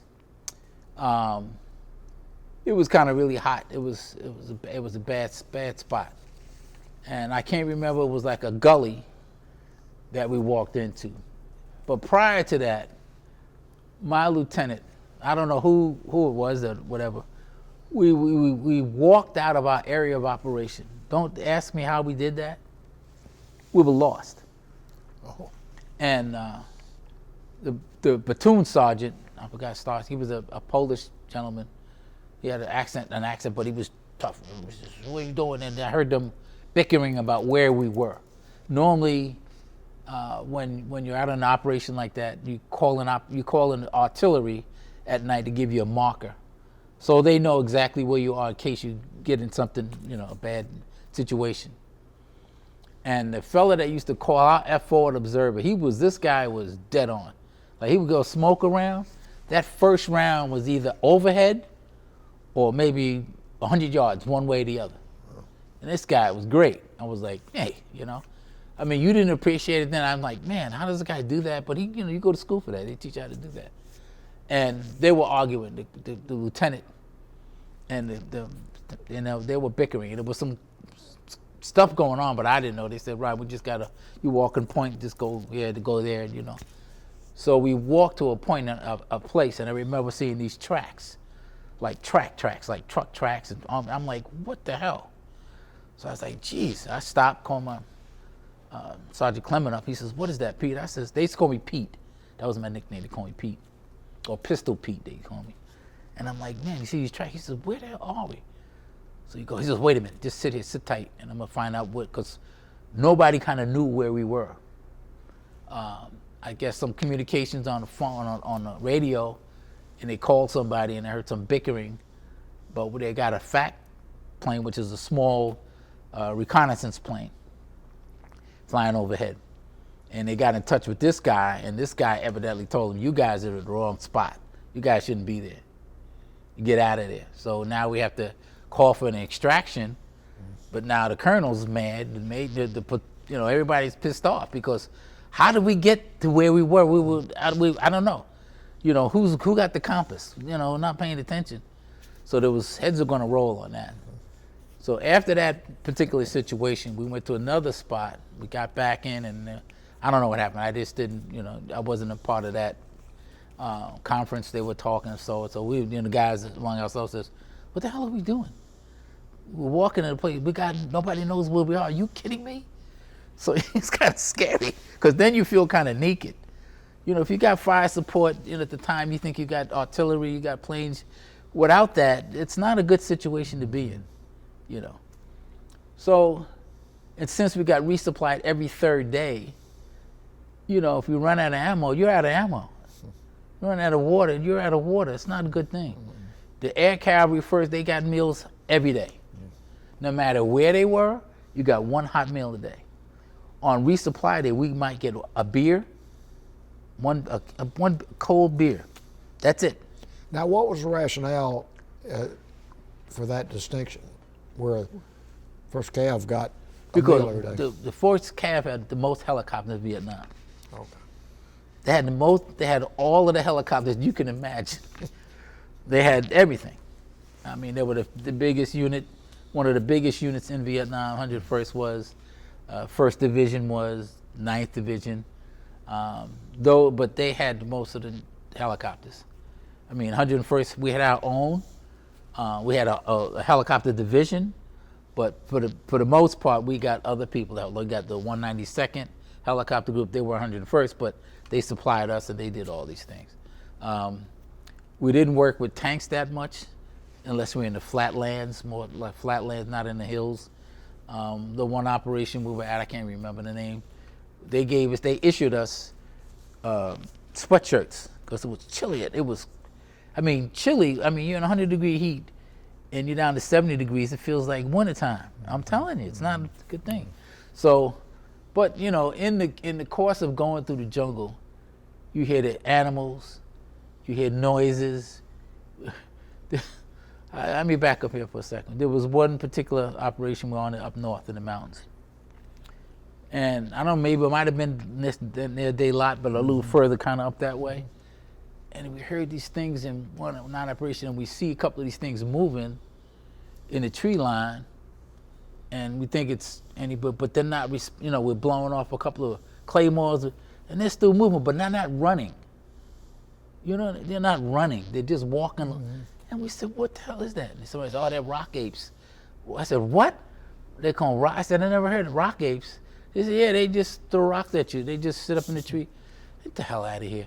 But people tell you stuff, but it scared me because I actually saw it move like this, off to my left. And I shot a couple of rounds at it. I missed it, hit a tree, and boom, bang. But they still, we saw blood the next day, but nobody knew what I said, come on. You hear stories of people, tigers and other stuff. Okay, but I didn't, rock apes, I don't know about that. You hear the lizards at night. They would sound like they're saying the F word to you at night. That's what it sounded like. It wasn't really they were saying that, but that's what it sounded like. They told us to watch out for snakes. Our thing was the leeches, man. Them things. Yeah. Man, they were, leeches were everywhere. Yeah, I wanted to ask you about the leeches. Man, they were terrible. They get behind your ear. And even though you try to, you got to remember one thing. You're getting resupplied every third day, but they're not giving you a shirt. Your pants are ripped. They're not giving you that. Resupply third day, you're getting food and water and ammo. That's it. So you kind of smell kind of bad. Young boys in sweat like, oof, telling you. And the Air Force guys would always remind us of that when we got off the choppers. They said, man, we smell you guys 4 miles out. Like, geez. But they had showers. Yeah. So what we would do is we would barter for a couple of dollars or whatever. I said, listen, one of the Air Force guys, I said, listen, we come in, can we use your shower? He said, okay, when you come in, just do this, go around this way, use this. Because they had actual shower. It was great, they had soap, it was marvelous. So every now we would pay this guy. I think his last name was Poor Boy. I think his last name was Poor Boy, if I remember. And it would pay him in, you know, I don't know, whatever military MPC money, they would give military money, you know, whatever. Say, hey, man, just let us go. Yeah, okay, whatever. You know, because we had tents. Like I said, we didn't have no luxury, just tents, and we had a storage facility in the company area where you can store your like personal stuff if you want to keep it locked up, stuff like that. Yes. I know, based on your information sheet, you received a Purple Heart. Yes. Could you talk about that? Yes, I was going to get it. I'm sorry for getting too long, but No, okay. you're great. I just wanted to be sure we didn't miss that. You go ahead the way you're doing it. The operation I was going to tell you about where my lieutenant got hurt was we walked into a gully. That was after we got kind of disorientated. Okay. It was after that. We walk into a gully. There's 3 trails. We walk down this trail. I'll never forget this. We walk down this trail. My lieutenant's on my left. He says, okay, Pete, you go up to your right with Clement, Short. We had a guy we used to call Short Round and Cotton. He says, go up there and you guys on to the right. In the middle, it was Sergeant Crotch, Sergeant Clement, and I think Jackson was with him. The lieutenant was off to my left. So as we go in like that, we split up like that, they open up on us. There was a bunker complex in front. I didn't see it. Well, you know, everything is green, so it's really hard to see that. So they open up. We get down. He says, Pete, lob some rounds there, but I got trees in front of me. I'm trying to get a bearing on where the rounds are coming from. I can see it hitting the tree to my right and left, but I shoot a couple of rounds. Boom, boom. I don't know, but it's, you know, I have to, and it was like, say where that second desk is off to your left, I'm shooting about that close. So the rounds are coming in, and it is the oddest thing. You can almost see the rounds, like to me. You know, boom, boom, boom. I'm moving my left, right, but I'm scared, but you gotta fire. I see a guy on my left, he's firing, we're firing. I don't hear any firing from my lieutenant. There's a lull for a minute, you know, firefight, just like a lot of shooting, and there's a stop. My lieutenant says, we're gonna get up. We're gonna go forward. As he says that, there were a couple of rounds, and it stopped. And he got shot in the head. He got shot. He was dead, my lieutenant. So the platoon sergeant says, retreat back, fall back, but as we're trying to go back, they're still shooting at us. And we're not on the trail, and we're trying to go right through the jungle to get back to where we were, maybe 20, 30 meters back. But you're trying to do that. Every branch, every vine is sticking to you like you cannot imagine. So you're walking, the rounds are coming this way, right? But we're trying to go that way. Wow. You're trying to shoot, but you can't walk backwards. You can't do that.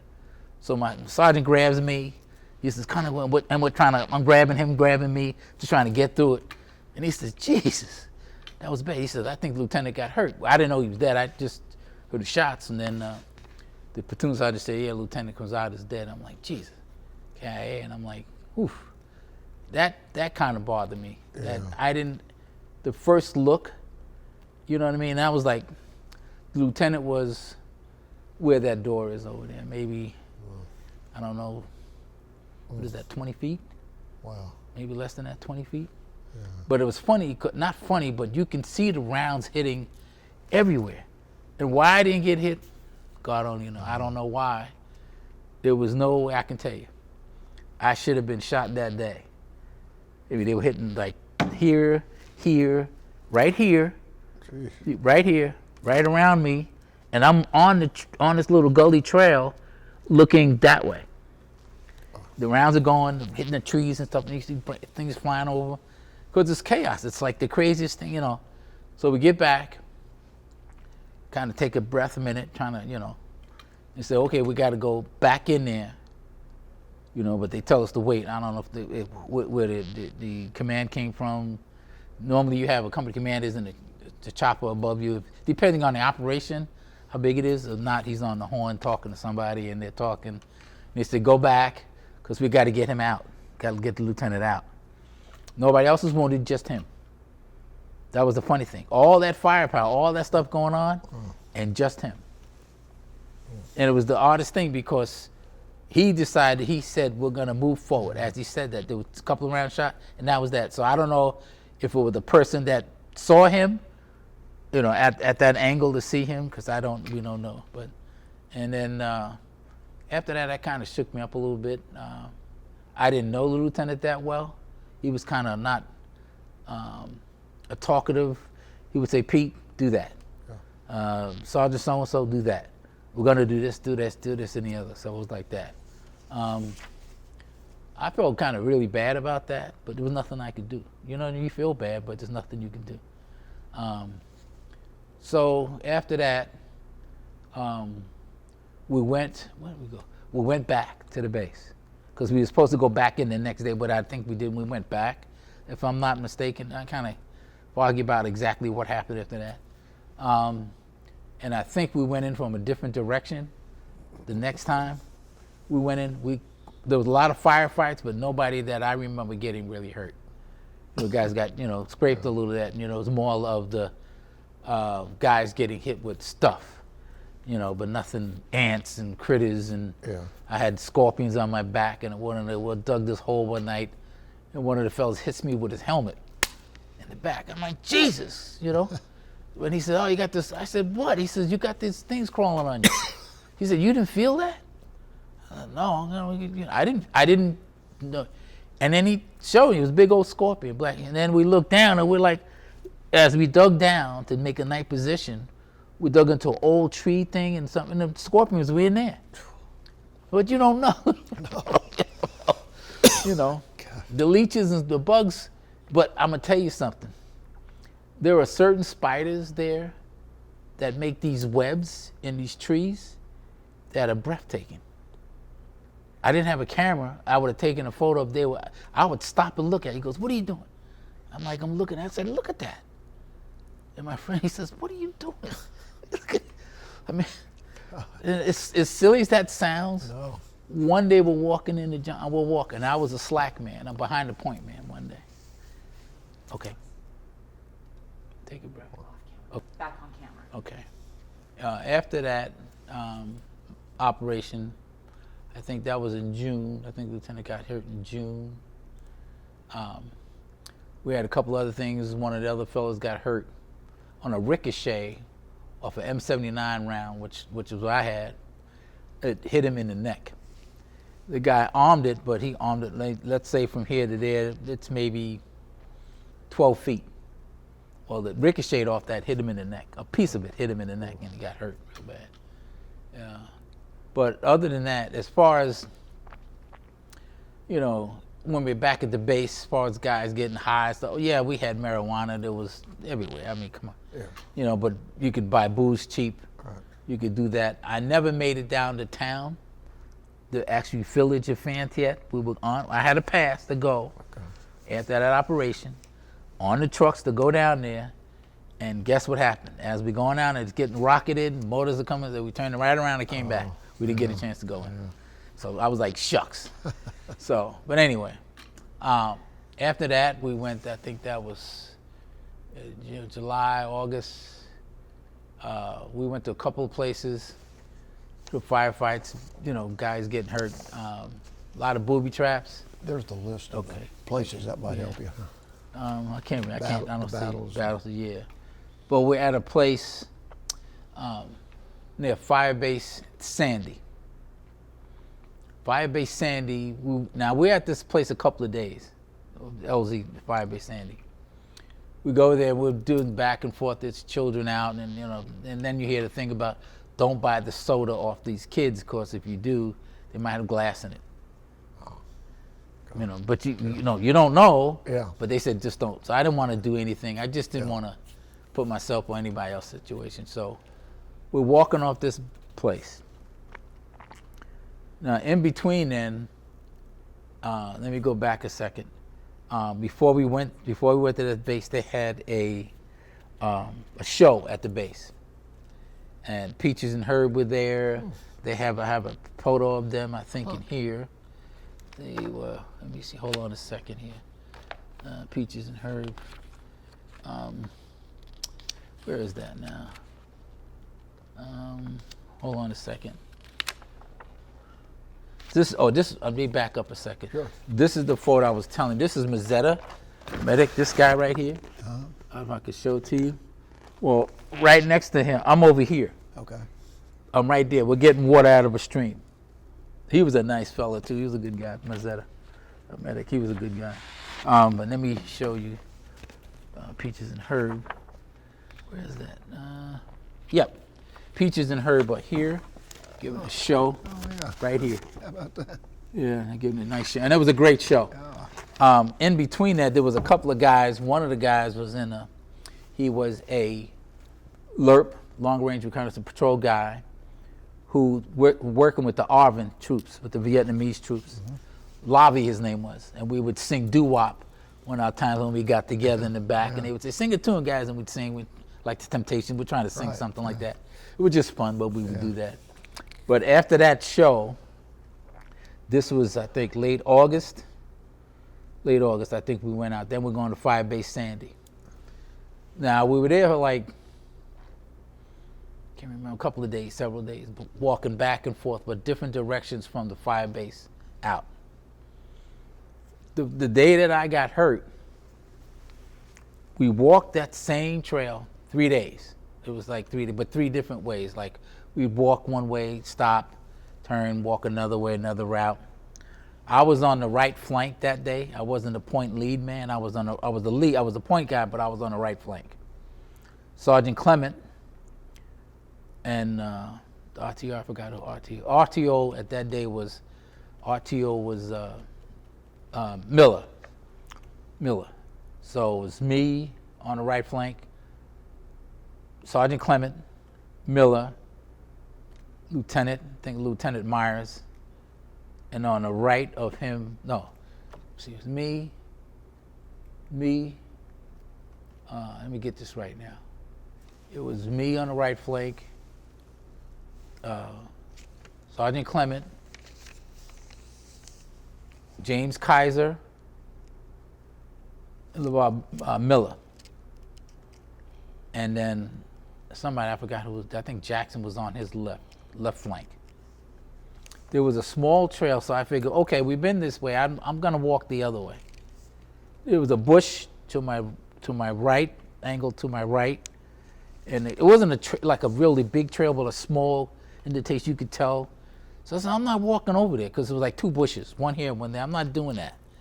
So and it wasn't as the vegetation wasn't as bad as it in the hills. It was like you kind of flatland, you kind of walk around. And I walked to my right rather. And as I walked, this 3rd step, I heard this explosion. Boom! And I'm like, oh, but it's me. It's me. And I see the stuff is in my nose and it blows me backwards. I don't feel any pain right away, the shock of it, but I'm looking for my weapon. Because at the night, the blast blew my weapon out of my hand. So that's the first thing I want to get. I look around and I'm panicking because I don't have any weapon. I hear gunfire, but I don't really hear that. I hear like muffled gunfire. Boom, boom, boom, boom, boom. I'm like, oh crap. I look down, I got no pants on. I see blood holes, but I'm like, whoa.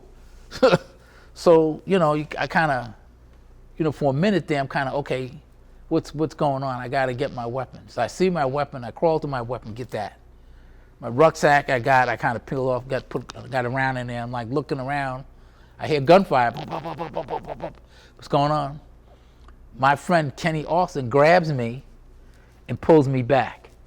He's grabbing me like that movie Forrest Gump, when the guy's shooting. That's like that. But he's grabbing me, and then he's looking over to the other guy. He says, "Get Sergeant Clement." He says, "These guys are hurt." So they pull us back, and then I'm like, shit. So I can see Kaiser has a round that goes in his right shoulder, goes around his back, exits out here, right around his spine. Lieutenant Clements has the same thing, but the round goes through his thing here, around here, and comes out here. Miller got a round right through the temple. He was done. It was over. So I'm feeling, I didn't know that at the time. I just knew that I felt bad. So I'm like, okay, I'm hurt now, but I really don't feel the hurt until they tell me that these other guys are hurt. Then you kind of feel like, Jesus, I'm kind of, so I says, well, the doc says, listen, you're going to be okay, but you got a lot of blood coming out. So, your privates are there, but you got blood everywhere. We got to get you out of here or else, it's not going to be good. So they put me on the chopper right away. They take me out. First I go back to the base camp. We were about maybe LZ Betty. They call our base camp Betty. So we fly into Betty off the coast from Firebase Sandy. They get me kind of stable. He says, you got a bad wound in the leg, right leg. Thank God, it was a bad wound. He says, but we're gonna get you, we're gonna fix you up. And then the first sergeant comes in and says, Rod, he says, Pete, LeVar's dead, Miller's dead. I'm like, what? And he said, yeah. I'm like, holy shit. I'm like, then he starts naming, Sergeant Clement, James Kaiser. I'm like, Jesus. He says, man, it was a bad one. He says, I don't even know how you're here. He said, when they looked at the crater was maybe 6-7 feet around. And he says, why you're here, nobody knows. And they found out that it was a command detonated 105 artillery round. Oh. Right. And so I'm like, gee, and they said, they kept saying, I don't even know why you're here. You shouldn't be here. But here I am. So they fly me out, and I went to another place, I can't remember. And then they fly me to a hospital closer to the 11th Armored Cav at a Bearcat. So they send us there, all of us, Sergeant Clement, Rockno, and I'm like really feeling bad. I'm like, shit, guy, I don't know. They said, man, don't worry about it, just one of them things, what are you gonna do? So really feeling bad, and everybody's like, I'm feeling like crap. I want to use other words, but I'm really feeling bad. In walks Colonel. He says, gentlemen, do you want a beer? And I'm like, what the hell? You think you're dreaming? It's General Patton's son, Colonel Patton.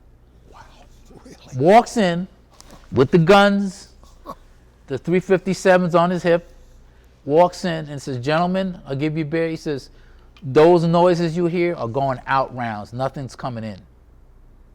He says that to me. So everybody has IVs in. Pull out the IV, put the block in, and gives us the beer, and we drink it. On the other side of the bed, now we're all lined up. All of us on one side, plus some other guys, some other units. On the other side are people that have malaria real bad. And the malaria, they had a purple sticker for the really bad malaria and like a red sticker. I don't know, different types. And the one guy that had the bad malaria, he was in bad shape. Yeah, he was in really bad shape. And there were like 3 or 4 guys on this side. And I'm like, jeez. Because they didn't look good at all. But that's what they said, they had malaria. I don't know. But us, they said, okay, you're going to be here for a few days. Don't worry, the rounds. But, when he says that, the round's going out, and you think it's going to be a volley for like a minute or two. It went on for like a long time. So, because you hear rounds, I want to have a weapon or something with me, because I don't have nothing. My legs are like this. They got me in a kind of a little cover thing, because I got 2nd-degree burns. I got that. I'm like not in good shape. And it's a funny thing. I shouldn't say funny thing.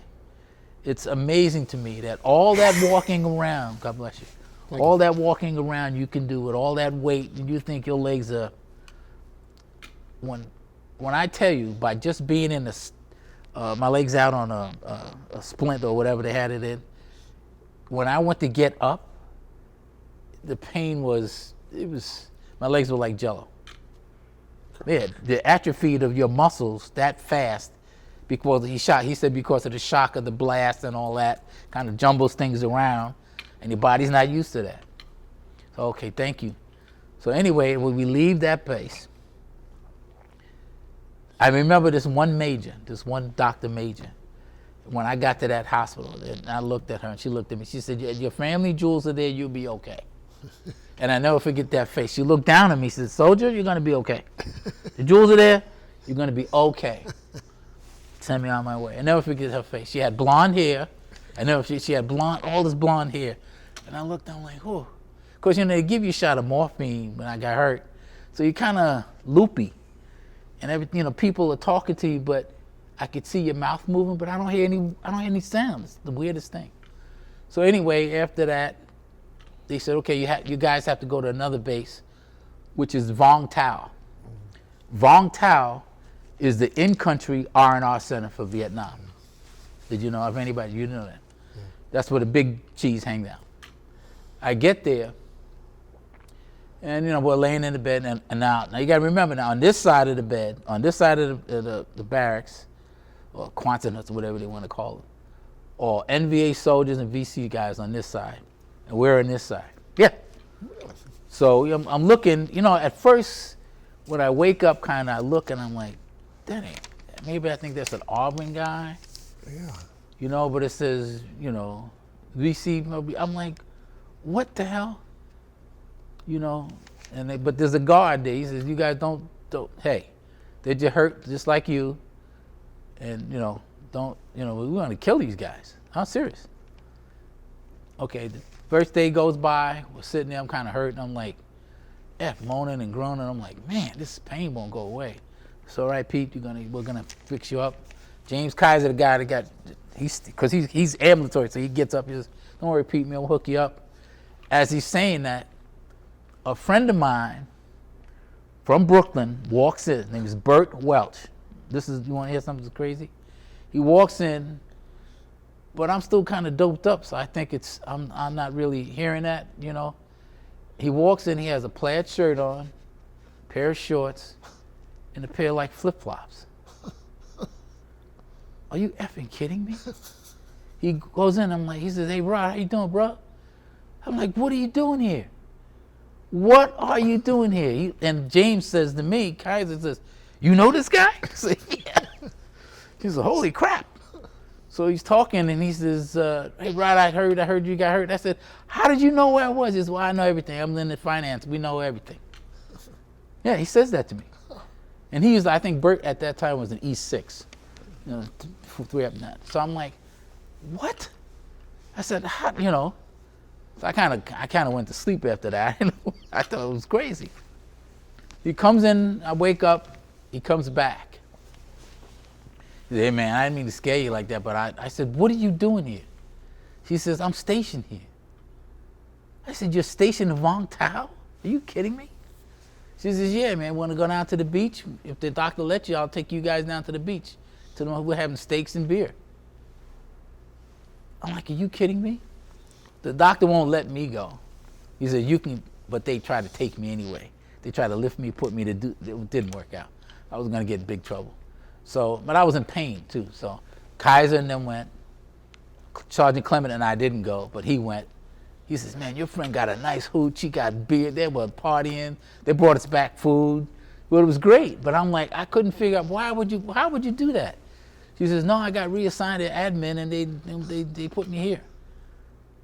I said, do you fire a weapon? He goes, I don't fire any weapons. There's no weapons here.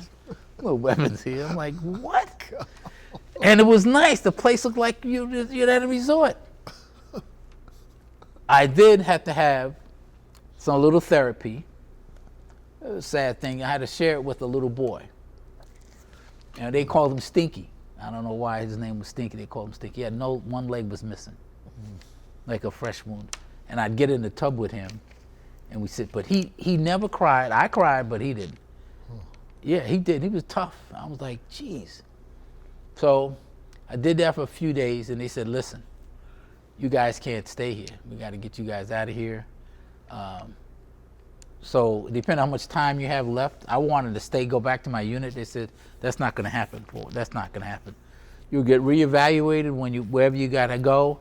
It depends on what the doctor says. Whatever he says goes. He's like God. If they say you're going home, you're going home. If they say you're staying, you do that. He says you can write your congressman, you can write that. Whatever he says goes. He's God. So it's like, okay. So they said you got to go to. I think Sergeant Clement went someplace else because he wasn't stabilized enough. They sent me to Japan. So they said, okay, you're gonna go to Japan. We're gonna do some work on you. You have to go. And I'm like, I don't want to go to Japan. I want to stay. He says, you can't heal here. In this climate, you need to go to a different climate so you can heal. When they try to explain that to you, you don't want to hear that. You just want to be with my guys. I don't care. So, and I felt so bad. And because I was a good point guy. I thought I was pretty good, So anyway, I get to Japan. And we get there. The first night I'm there, and they have my legs strapped. You are strapped in the, with the arm, the barriers for the bed, because they don't want you to fall out, because I'm tossing, turning, this, that, and the other, and my legs are in this thing. So they got me strapped down. They put like this, like a mat under my legs because of the burns and stuff. And it hurts to move them, so I have to kind of keep still. And then there's these Japanese massage people that come in. They say, you want a massage you and we'll put the cream on you? I'm like, yeah, so they do that and I'm feeling great. There's a guy named Armstrong on my right bed. I forgot the other fellow on this bed. I can't remember his name. But the view from my window looking out, I was the 106 General Hospital in Yokohama. If you look out the window from that angle where I was on the second floor, I could see Mount Fuji. Wow. So I'm looking at that, I'm like, Jesus. So, okay, I said, okay, they're gonna take care of me. I'm feeling not as bad mentally. So I'm like, So anyway, the guy next to me, he says, man, I gotta see my girl tonight. And I said, you don't have no girl here. He said, yeah, I do. I said, are you kidding me? He says, yeah. If you don't see me the next day, I'm not coming back. He says that to me. I'm like, oh, crap. Anyway, I think, he hit stuff. That same night, the medics, when the doctor says you got to take a pill every 4 hours, they'll give you a shot or a pill every 4 hours, regardless if you sleep or not. Sleep, I feel the bed going. I'm like, what the hell? Why would you wake me up now? They're having an earthquake, a tremor. So there's a TV on the wall with a bracket and it's shaking like that. And I said, God, I'm gonna die here. The ceiling is gonna fall on me and it's not gonna be good. And I can't get out, I can't move because I'm strapped. They have me strapped to the bed. Your hands are taped here and I got the IV. I'm like, this is not good. Corpsman comes in and says, don't worry, they're just tremors, that happens all the time. I like to wet myself. I said, you gotta be kidding me. He says, that happens all the time. So, now I said, can you give me something now? I wanna go to sleep because I'm not sleeping now. Because, even though the view was good, I'm not sleeping. So he says, okay. He gives me a shot and I kind of rest off. So then after that, Armstrong did never come back. That fella never came back. I don't know where he went, what happened. He said the person, he had a few bucks. His family had a lot of money. And I don't know what happened, but he never came back. After that, the doctor says, listen, we're going to have to take some of the stuff out to breed some of the wounds, but you have a bad infection, so you're gonna have to go home. So my leg by this time is like this big, because all the infection, they're trying to calm it down. And I'm like, well, I'll be all right. He says, no, it's not gonna be like that. You have to go home. So he says, I'll tell you what. I said, well, can I stay here? He says, no, we don't have enough. We're in the transit like that. He says, we have 5.5 months in some time. He says, I'll tell you what. We're going to send you to the States. I'm like, really? No. I said, I'd rather. He says, no, you can't do that. So I said, well, can I heal? Can I come back? He says, you'll talk to the doctor there. So they take us to the airport, which is a scary ride in Japan. You ever been in Japan? Yeah. They're on a bus and the streets and people are driving 100 miles an hour. And I was going to wet myself because they're going like this. I'm like, geez. But it was clean. You didn't see a cigarette butt. You didn't see a piece of paper anywhere. You hear me? People, nothing. And I'm like marveling. I'm looking at that. I'm like, I can't believe that. You know, but anyway, we get on the plane. On the jet leaving Japan is General Norton, who got shot in the behind. That's what they say. I don't know. I know he was complaining a lot on the flight over to, but now we have to go from there, we're flying over to Alaska. From Alaska, then we're gonna have to fly to DC. And then I said, okay. But on the plane, he was complaining that, I don't know, either the guy above him either spilled something on him or something like that in the plane. And that was kind of funny because I went to jump school with his son. Oh. That was weird. General Norton's son was in my class. He's the one? Okay. Yeah, he was the guy, yeah. And I'm like, phew. So I'm like, you know, stuff like that is kind of coincidental, but I'm like, it's like a movie. Yeah. And then, which the part that really staggers me sometimes. Now, I've seen Platoon, I don't know how many times, but that part of him burning that poop hits me. Yeah. That whole thing of seeing that guy like that, that said, I was there, that was like the movie. Yeah. It's like the director took that story from me. Yeah. It was the weirdest thing. You know, that when they play that song, it's like, I remember that just like yesterday.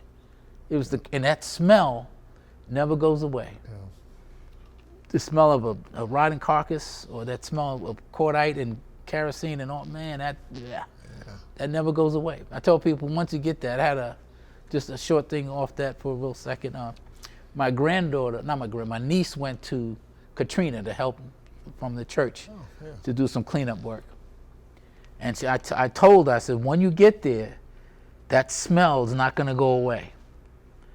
It'll get in your clothes, it'll get in, and it won't go away that quick. You have to put something on to help you get it over that. Oh, I'm tough gal. I said, okay. She calls me up and she tells me, Uncle Rodney, she says, it's terrible. I said, there's nothing worse than that. It's heat, you got a body floating in the water, it's been there, you can't, that smell, she said, I shower, it won't go away. I said, it's in your hair, it's everywhere. It'll leave you when you get away from that environment, but for the now, it's just gonna be there. You have to just deal with it. And people don't get that. Yeah. They have no understanding of that kind of stuff, you know? I want to be sure we get on the record the unit you were in. Okay. My unit was the 3rd Battalion, 506 Infantry, 1st Brigade on 101st Airborne Division.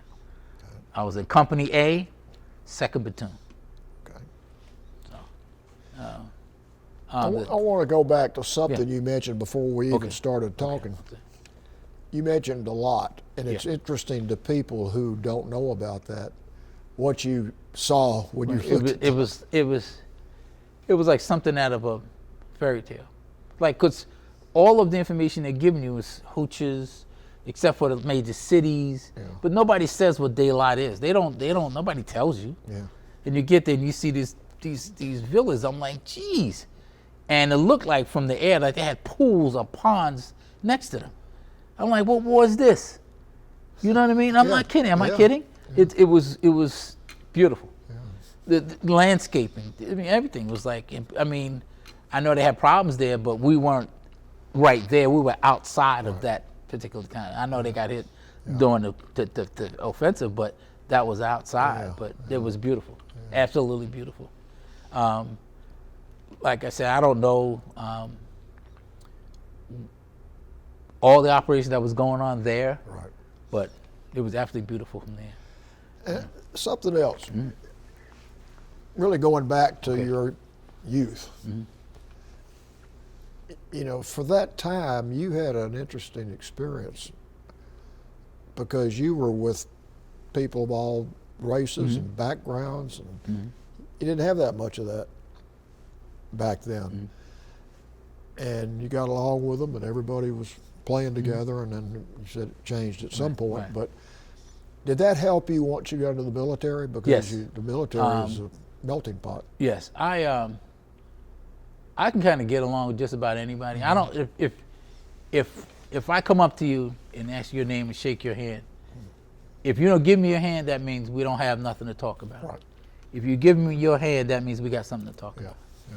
And I don't mind, I used to have this conversation with one of the fellas here, this guy here, or it's this fella right here. If you can see him, we used to have conversations.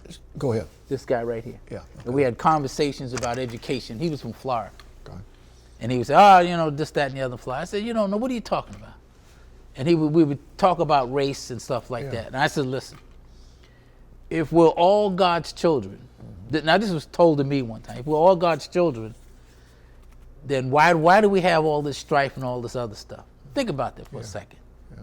Just think about that. And the Bible doesn't say you have to be white or black. It doesn't say none of that. And I don't care what other book you read, it doesn't say that. But why do we have all this strife? Because somebody wants to take, over you because they feel that they can or whatever, a power struggle or a personality thing or whatever. But I tell people, if you cut me, what color is that? Red. The guy said, red. I said, well, does it bleed another color for you? Or you? No, it's all red. When I was in basic training, since I have B positive blood, they asked for, and I gave that. They would come and put a ribbon around your bunk, and they say, no duty today, you gave blood today. I did it like 3 times. Yeah, basic training. Yeah. So I don't know why that is like that. Yeah. My going back to my family, aunts and uncles, they were Spanish. My aunt and my uncles, they would go out with, they were married white. It never occurred to me that my family was like that. We never had that issue. Right. We get mad at other people, but we didn't get mad at people in our family. Didn't matter whether you're white, black. It wasn't like that. Yeah. I've been around Spanish people time. It didn't. Yeah. I mean, I fought guys, white or black, in the heat of fighting, stuff like that, for mostly nonsense. Testosterone, you're young, you think you can do this, that, and the other, but it's nonsense. You're fighting over something that's really something that's made up to put in your mind to be the right thing to do, and it's the wrong thing to do. Yeah. And you learn that as you go, but you say to yourself, you've been through war. Once you get out of that, the rest of your life can mean a lot. The thing is, if you make it out of that and you're kind of halfway sane, although at the time when I got out, I don't think I was balanced. You know what I mean? I don't think I wouldn't blame the VA as much, but they really didn't help me. When I got out, they said, well, I was at St. Albans. I went to the St. Albans military hospital in Queens, where I got out, and when they did the bereavement, and Dr. Remy, Jack Remy, he was a great guy, great doctor, because he would talk to you. He said, Pete, son, we can do that, but you're gonna have some problems walking, but you're gonna walk, but it's gonna be a time, and we have to go back in because we can't get rid of the infections. They keep coming back. Yeah. And he says, we got to take stuff out of your legs. Well, one piece of metal they left in. He said, if we do that, then we got to do a whole lot of other stuff. Yeah. It's a big piece in the back here. It doesn't come up on when I go through thing, but it comes. They'll see it when they do a CT scan. So they see it. But he says that they're going to leave me because if we take that out, we're going to have more problems later on than you're going to have. Yeah. Now I got this back problem and all this other stuff going on because I'd willed myself after I got to walking and building my body up. I became a martial artist. I did stuff with that. Wow. Black belt, second degree black belt. I did stuff like did combat fighting and stuff like that. I got beat up a lot, but I learned. Yeah. But that kind of stuff. And then, like when I worked at my job, when they asked for volunteers for work, at first they said we need a facilities guy to work in this office. Because we got people, they don't want to show up for work. They don't want, and you say, what are you talking about? I showed up every day, I'm on time. We had proposals due. We'd work all night. Set a proposal down to EPA or whatever we were gonna go. And that meant you had to stay up all night and take it down there. That kind of stuff. But to get people, all this, people talk about, we're all in this together. You see how that kind of dissipates when people got certain agendas to do stuff. Yeah. Well, if we're all in this together, act like it. That's all it is. It's not hard. It's really not hard if you really think about it. I wish everybody had your philosophy on life. Yeah, because maybe you don't want to take the time to look around. Yeah. And that's all it is, looking around. I'd rather say hello to you than goodbye. If I say hello to you in the morning and you don't answer me back, Yeah. well, that's on you, not me. Yeah. And that's the way I feel about it. I'd rather give you the positive way, because my first impression is to give you a positive thing, not a negative. But if you want to treat me like crap, then I know something's wrong. But why do you want to treat me that way? Why is that? Life is short enough. People don't understand how short this circus is here. Yeah. You call it circus, you can call it a show, you can call it whatever you want. It ain't that long. So, but I Yes, want sir. to go back to when you were in the hospital. yes, sir. And there were the NVA and VC on the other side. And I think you said something about y'all weren't supposed to talk to them. Was there any communication? There wasn't. We would look at them. Some guys would spit, but they try to refrain from that. And we had a guy there. He said, "Listen, man, everybody's hurt here. Yeah. But if you don't have a guy that has any common sense telling you that, you kind of, you know what I mean? I couldn't do anything. I'm just laying there like that. I can't do anything but, look around. I can't do anything." So there was no communication No, back and forth. wasn't none of that. No, you just looked at them and they looked at you. They, look at them. I'm looking at you. I'm mad at, but I can't. What am I gonna do? They didn't want to be there any more than you No, did. that's right. But it was funny how, now that in hindsight, you go back and look at the whole Vietnam. We didn't have to do what we had to do. I mean, if you look at history, if you really look at history, Ho Chi Minh came to the United States 3 times. 3 times. All of this could have been avoided. All we had to do was tell the French, back off, let them have their country, and everybody can get along. It wasn't that hard, but you got to think about the times, with all this kind of stuff. And I'm like, because there was one place, a friend of mine that was in the 11th Armored Cav, they went to a place called the Hobo Woods, which is it's in 3rd Corps. And there's a Shell plantation, or Michelin plantation, I think, is in the Hobo Woods. And the enemy was in there running around. He could see them, but they were not supposed to go in there. That was off limits. There was no fire zones or free fire zones, no fire zones. When you got back to the States, Yes. how were you treated by? For the most part, I was kind of lucky in a way. I'm sorry, sir. I was kind of lucky in a way because I know you don't have much time left. I was kind of lucky in a way because in the hospital, at St. Albans Hospital that I was at, there was gunshot wounds in one ward. Most of the gunshot wound guys were all in one ward. Huge 44-bed, huge wing. And we get to talk and do stuff. And, one of the guys was in Quezon, one of the guys was here. And we get to talk about the wounds and how we felt about it. But you talk that out without, you know what I mean? It helps you to relieve some of that out. One of the fellas that I knew growing up, I met later on, like in high school, he was at Hamburger Hill. Oh. And there was a clip of him that CBS News did, him writing a letter home after that battle, sitting on top of that hill, about how you want to go home, or, this, that, and the other. But you think about that, if people don't read history, if you don't read history and you find out all the books and stuff, I got everything you can imagine on history. I got it all. About how the battle started, who did this, who did that. But we didn't have to do none of that. Think about that for a second. Yeah. And it's about money. What are you talking about? I didn't know that the M16 was partly built by Mattel Toy Company.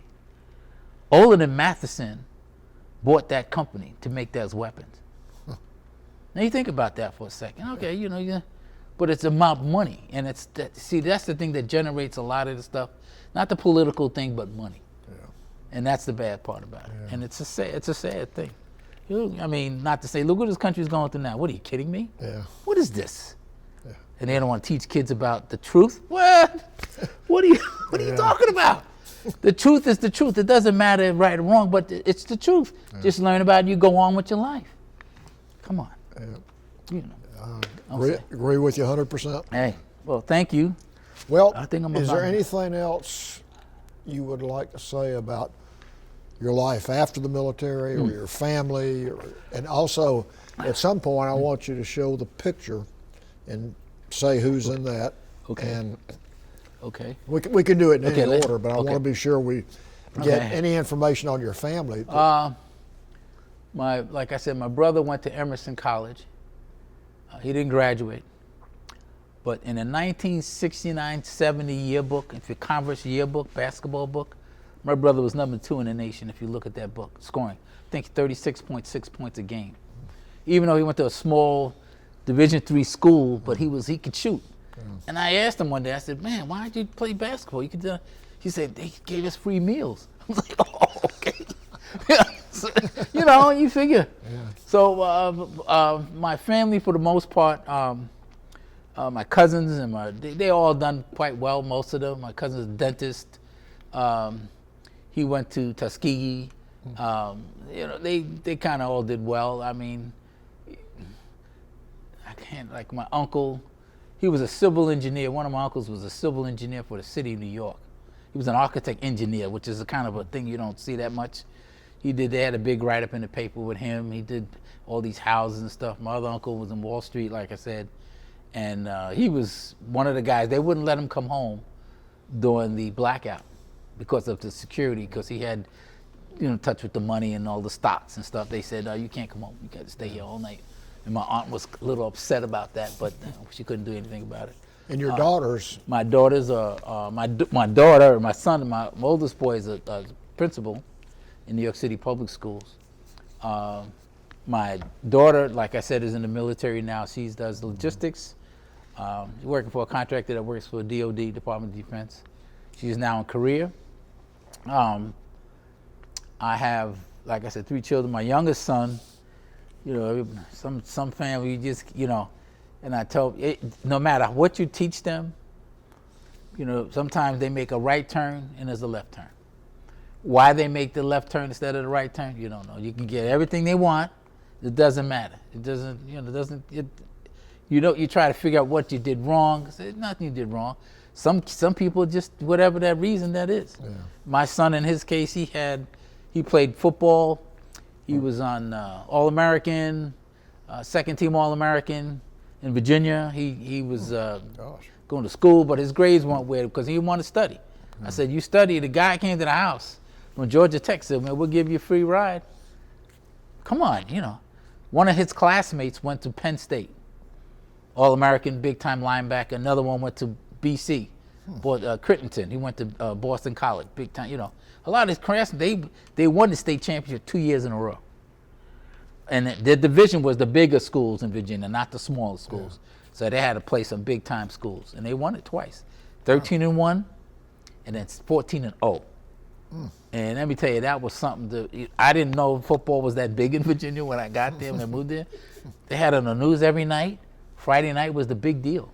But anyway, he made that turn and, you know, had drug problem, had other problems, stuff like that. But he's the one with the most children.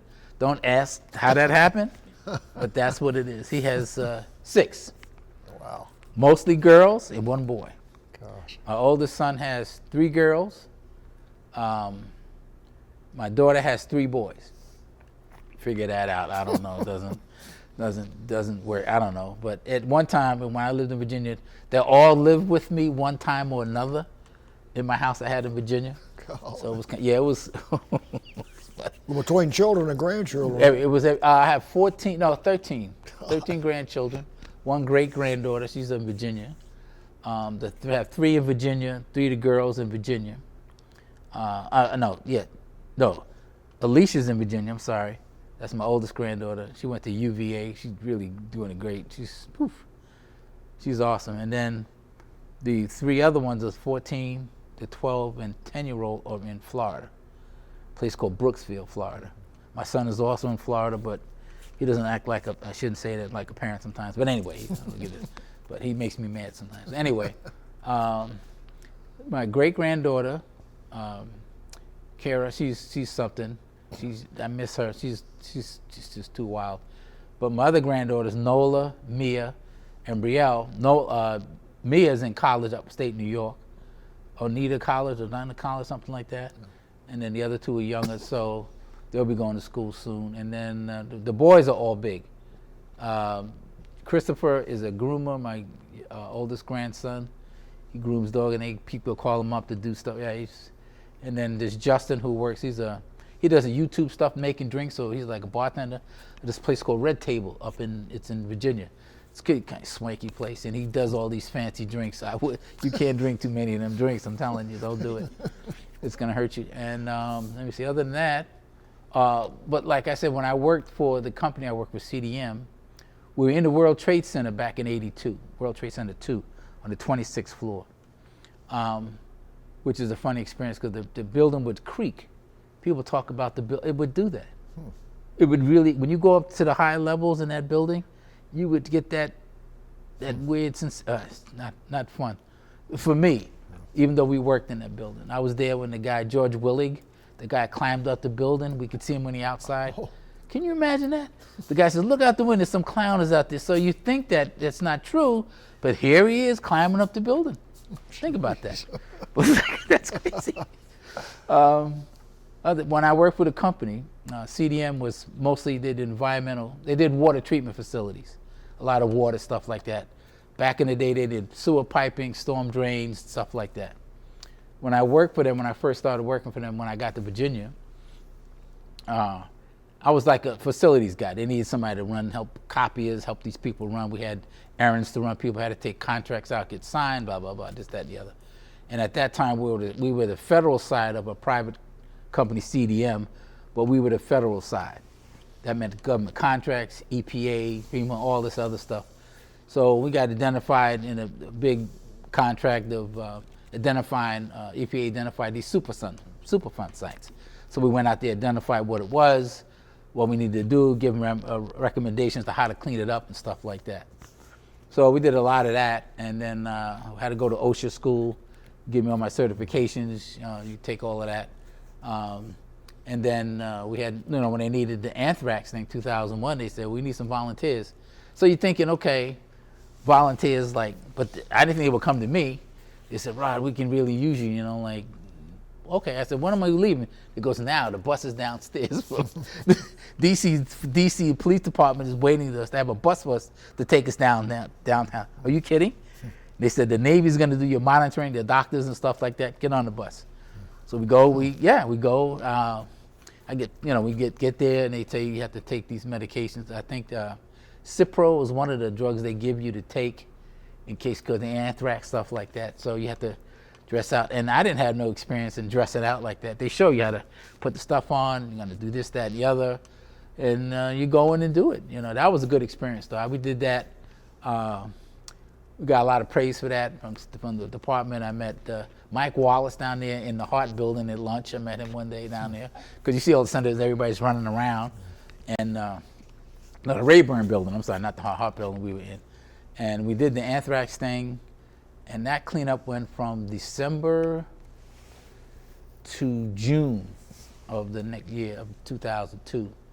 I left there in May. And I went back to the office to work, and then they said, right, we need to do field work. We're gonna go to these other sites and do field water stuff. And I said, okay, I'll do that. It was a little boring, kind of after you do the anthrax thing, going through boxes and sifting, it's enough of that. But that's after they irradiate everything, after they take it back, all the radiation materials will go to Richmond, Virginia. And then they come back, and whatever thing they discarded, we just got rid of. So it was a whole process of doing that, but we got praised for it. Everything was done in the building and stuff like that. But we had a couple of people that got a little hot in their suits and stuff, and because they didn't listen. When your battery goes out, it gives you a beep. It tells you sign, change the battery so they can get the air. Because you're in Tyvek with another thing, your body gets hot real quick, really hot. And if you have to go to the bathroom, you go to the bathroom in your boot because you're Tyvek. Nobody's going to know anyway. It doesn't care, that kind of stuff. So, but we did that, and then after that, we did all the other sites. Like I went to Montana, California, West Virginia, Idaho. We went to work with the Navy SEALs down at Coronado Beach. They were crawling around in asbestos over these old tiles. Can you imagine? And somebody says, what's that on your BTUs? And he said, I don't know, it was dust. It was red dust. It was asbestos. So we went down there and we cleaned that up for them. That was great working with those guys. It was awesome. We could actually see them going through training in the kill house. They doing all that stuff. And we would watch them do it. It was awesome. It was crazy. And then we went to, like I said, Libby, Montana. We were in that contract, clean up asbestos for, let me see, 2002. They just, I think it was like 15 years. Put on your Screaming Eagle cap. Let's get that on the. Okay, wait. Okay, all right then. And Sue, do you have any questions? Any questions, Sue? One quick one, because we are just Okay, about out of battery. okay. About how long did it take you after you were wounded before you could kind of walk and Almost 10 months. 10 months. And then the bad thing about that is that I was going to get a job at Western Electric. Took the exam, went in, and it wouldn't take me because on my DD-214 form, it says permanently physically disabled. Yeah, I can show it to you. I got it in my bag. It says that on the form, and I didn't know that. I just thought, oh, it shows you so-and-so, but it doesn't say that. It says permanently physically disabled. Yeah, because they wouldn't take me because I'm a liability there. But you don't think of that, when you're gonna go for a job. You in the military, let me see DD-214 form. Well, I know Sue said we've only got Okay. a minute of the film left, but I can't tell you how much we appreciate you doing this, and your family will appreciate it too. I mean, you just talking about your youth and the way you worked with kids, all totally different than you, and shows, number one, the kind of person you were, but it also, as you said, helped you in life, dealing with society and dealing with people. And you volunteered, I mean, you were drafted, but you willingly went into the service. And I know you won't say this, but I mean, I consider you a hero for what you did and what you went through. And I know no serviceman wants to, or veteran wants to say he's a hero, but you definitely were part of the worst part of the war. Yeah, you're right about that. But you got the gumption and the courage, and you've recovered, and you've had a successful life. You're still having it. Wonderful parent, and oh, thank wonderful you. relative. Yeah, man, I got You're just you're a credit to the military. Thank you. They're a little angry at me because I'm away from everybody. So I live in Alabama. Yeah. And I had a couple of health issues, and they said, "Well, we can't get there. You got to move back to Virginia." I said, "Well, I'm not going to do that, but depends on my other grandchildren, North Carolina. They said, come to North Carolina, we'll take care of you." But they're teenagers. They're not going to take care of anybody. Yeah. God bless them. But anyway, you're fortunate that you got a wonderful family. Yeah, they all obviously love you. Yeah, I love them. I spoil them when I can, even though their parents don't like it. But I can't help that. No, that's your job. That's my job. I mean, you normally get them for the summer, the little ones. Yeah. We go to the pool. We go bowling. We stay up late. We play a game called Spoons. I don't know if you ever play Spoons. You never play Spoons? No. Let me be real quick. If 5 people, there's 4 spoons. The name of the game, everybody gets 3 cards in their hand. The trick is to get 3 of a kind, and you put the card down and you pass it. The trick is when you pick up, if you have 3 of a kind, or see somebody that's picking up a spoon, you pick up one. But you have to do it quietly. And then it's funny, you still pass the cards around, and then they see the spoon, then they start to fight for the last spoon. It's so much fun. But anyway. Sounds like a good game. Good game. It's a cheap game, and it's just fun. And then we used to have it where you had to drink water at the end, or the losing person, but then they're so angry fighting over the spoon that we don't want to do anything else, But like I said, do you want me to see somebody else in here that you wanted to see? There's in the book, there's a picture here. The tallest fella here in the back is Kenneth Alston. He's the guy that went with me through training and stuff like that. Oh, okay. He, unfortunately, I had a thing that I've tried to locate him, that he died in North Carolina some time ago. But well, thank you so much. Well, thank you guys. It's been a real honor for both of us Thank you. to meet you. And thank you feel so like much. I appreciate it. Thanks for being. I was like wondering. I said, well, we canceled one, and I'm like, And then I tried to do it in Huntsville because it'd be closer. And I'm like, but she couldn't do it. I said, oh, it's okay. I'll come here. It doesn't matter. Well, we're glad, Thank you. and your family will be too. Thank you so much. I really appreciate it. I'm glad, guys. Well, thank you. That it. Thank you so much. Appreciate it. Welcome home. Oh, thank you so much. Appreciate it. That was an incredible.